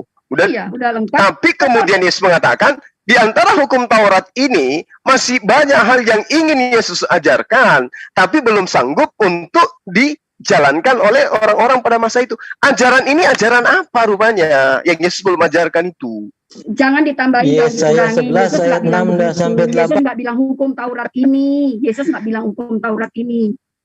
Loh, kan Ibu mengatakan hukum Taurat tidak bisa dijalankan oleh orang-orang Yahudi pada masa itu. Padahal Yesus mengatakan bahwa di dalam jangan kau menyangka, tidak setitik pun barang siapa yang menghilangkan dan mengajarkan kepada bangsa orang lain, maka dia tidak akan masuk ke dalam, dia akan menempati tempat terendah di kerajaan langit. Itu pernyataan Yesus, berarti sudah ruang lingkup pengajaran Yesus. Kenapa nggak bilang kerajaan surga? Oh enggak, bukan. Kerajaan langit yang ada di situ, bukan surga. Uranus yang disebut Yesus di situ. Berarti Bang Juma membaca terjemahan, kalau bahasa aslinya kerajaan surga, kerajaan surga, kerajaan surga, kerajaan surga, nggak ada kerajaan langit. Loh, memang menggunakan bahasa apa di situ, Bu? Original teksnya, Paradiso. Iya kan, kelompokku kan memang tidak semua bisa bahasa Ibrani dan Yunani, tapi kan dikasih kamus-kamus bahasa Ibrani dan Yunani, makanya kami tidak pakai lai. Ya, bahasa aslinya apa di situ di kitab Anda? Terjemahan langsung dari yang bahasa Ibrani dan Yunani, nggak belok-belok dulu. Ibu. Ya udah ya. Saya kira kita sudahi dulu sampai sini, Bu. Saya ada kegiatan. Ya, saya tanya balik. Bang Yuma mengira apa yang tidak bisa ditanggung menurut Bang Yuma? Oh, banyak. Ya, Banyak. sebutkan aja, kasih tahu aja ke aku. Dan di antaranya hukum waris, antaranya hukum politik, ekonomi, pendidikan, jual beli. Kenapa rupanya? Kenapa rupanya? Kalau Lucu ya? Lucu ya? Yesus itu datang ke bumi itu bukan untuk menjadi makanya makanya ibu belajar. Yohanes 16 itu dikatakan apa? Ketika ia datang, dialah yang akan menuntun kamu ke dalam semua kebenaran. Semua kebenaran. Dialah yang akan memimpin kamu dalam semua kebenaran. Kalau semua kebenaran bukan Nah, sekarang Roh Kudus mengajarkan apa kepada ibu tentang ekonomi? Tentang ekonomi itu cukuplah dengan apa yang ada padamu. Jangan berlebihan, jangan mencari uang berlebihan. Udah Bu, kita nanti Ibu Ani nanti memang jangan cinta uang, jangan cukuplah dengan itu sudah diajarkan, itu sudah diajarkan. Gini Bu, nanti kita cari sesi lagi ya, ajaran apa saja yang Yesus belum ajarkan dan akan diajarkan oleh oknum penolong lain setelah dia. Ya, itu nanti Yesus kita cari. Memang bukan untuk mengajarin matematika, bukan untuk ngajarin sholat, bukan. Iya, makanya dia memang dia enggak ngajarkan itu, karena belum sanggup orang-orang pada masanya untuk menanggungnya, Bu. Nah, sekarang saya pamit dulu, Bu Ani. Saya ada kerjaan, saya ada rapat jam 2. Iya, jam 2. Ya udah. Nanti kita kita ini lagi, Bu ya. Kita lanjutkan lagi. Terserah Bang Juma mau bidat-bidatin nggak Pak, tapi kamilah yang menerapkan Alkitab secara utuh ya. Bukan Ibu, maksud saya gini loh Bu, bukan saya yang membidatkan. Ibu, satu, orang-orang Kristen membidatkan Ibu, sekte Ibu. Ibu akuin enggak itu? Bang Juma ikut-ikutan. Percaya sama mereka. Saya mengatakan Anda bidat karena Anda bukan Bani Israel, gitu loh Bu. Ya karena tapi aku murid Yesus sampai ke ujung bumi. Ya terserah Ibu, Anda mau jadi murid sesuai dengan ayatnya lah. Masa iya aku tidak sesuai dengan ayatnya, nggak berani. Ini ditonton oleh dunia. Ibu kalau menjadi murid Yesus, Ibu sudah pakai jilbab. Nggak begitu, Ibu pasti akan bertudung. Enggak, itu Islam. itu muridnya Muhammad. Iya, nanti kita lihat apakah Yesus mengajarkan bertudung atau tidak, kan gitu ya. Kita ada adat-adat berkerudung, tapi bukan seperti Islam. Bisa bertanya Bu Ani. Seperti Maria itu kerudungannya begini doang. Iya, udah Bu Ani, nanti lanjut sama sahabat saya Bang Karol. Saya pamit, ada rapat saya jam 2. Sebentar Mas Karol, sebentar. Ya. Bang Andi saya pamit ya Bang, ada rapat saya Bang jam 2 sudah lewat nih. Ya, makasih Bu Ani, makasih ya Bu Ani. Ya, Bang Juma, ya, kita meskipun ngotot-ngototan di sini karena kita mempertahan kepercayaan kita dan apa sesuai dengan kita tetap saudara Ibu. Iya kan? Iya. Ganti saya habis ini, ganti saya. Iya. Kasih ya Bu Ani. Mohon maaf kalau ada kata-kata saya kurang berkenan. Oke, siap. Assalamualaikum. Waalaikumsalam warahmatullahi wabarakatuh. Sebelum ke Ustaz Tata, Bu Ani jangan kemana-mana dulu. Ada yang mau nanya. Sebelum ke Ustaz Tata, ke Mas Karol dulu. Apa yang mau ditanyain Mas Karol? Silakan. Ya, Bu Ani, apakah Bu Ani memegang, menurut Ibu Ani, Markus itu hanya sampai 8 atau Markus 16 itu hanya sampai ayat 8 saja atau sampai ayat 15 juga termasuk? Saya balik nanya menurut Bang Karol apakah sampai 8 apa enggak? Ayo. Saya balikin tanya. Kalau saya sih sampai termasuk ayat Markus 16 ayat 15 tentang penginjilan. Iya. Ya udah kalau kepercayaan begitu ya enggak apa-apa. Yang jelas kalau boleh berpendapat, Markus 16:8 itu sempat berhenti. LAI juga mengalami kekeliruan gitu ya. Karena diterjemahkan 8 itu menjadi 2 paragraf, sedangkan teksnya aslinya itu hanya 1 paragraf. Itu kira-kira ya. Sempat hilang. Jadi coba cari Bible yang lama itu nggak ada itu sampai 8 doang. Terus muncul lagi, baru nongol lagi. Itu yang fakta yang terjadi. Gitu jawabannya Mas Karol. Iya, Bang Hendy benar. Bang Hendy benar. Karena di kitab saya yang terjemahan dari kitab aslinya cuma sampai 8. 9 sampai 9 sampai penutup sampai 19 tidak ada. 20. Gitu, oke? Oh iya iya. Yang kayak begini cincai aja lah, nggak usah lu perdebatin karena ini intern gitu ya. Oke? Ini Bang Karol kan Katolik. Terus sudah mulai belajar Unitarian ya Bang Karol ya. Lebih tepatnya vegetarian. Sekarang supaya diskusinya lancar, kembali ke Ishak dan Ismail. Ustaz Tata silakan, baru Bu Ani lagi. Mas Karol standby. Silakan Ustaz. Ya, kalau di dalam Islam itu memang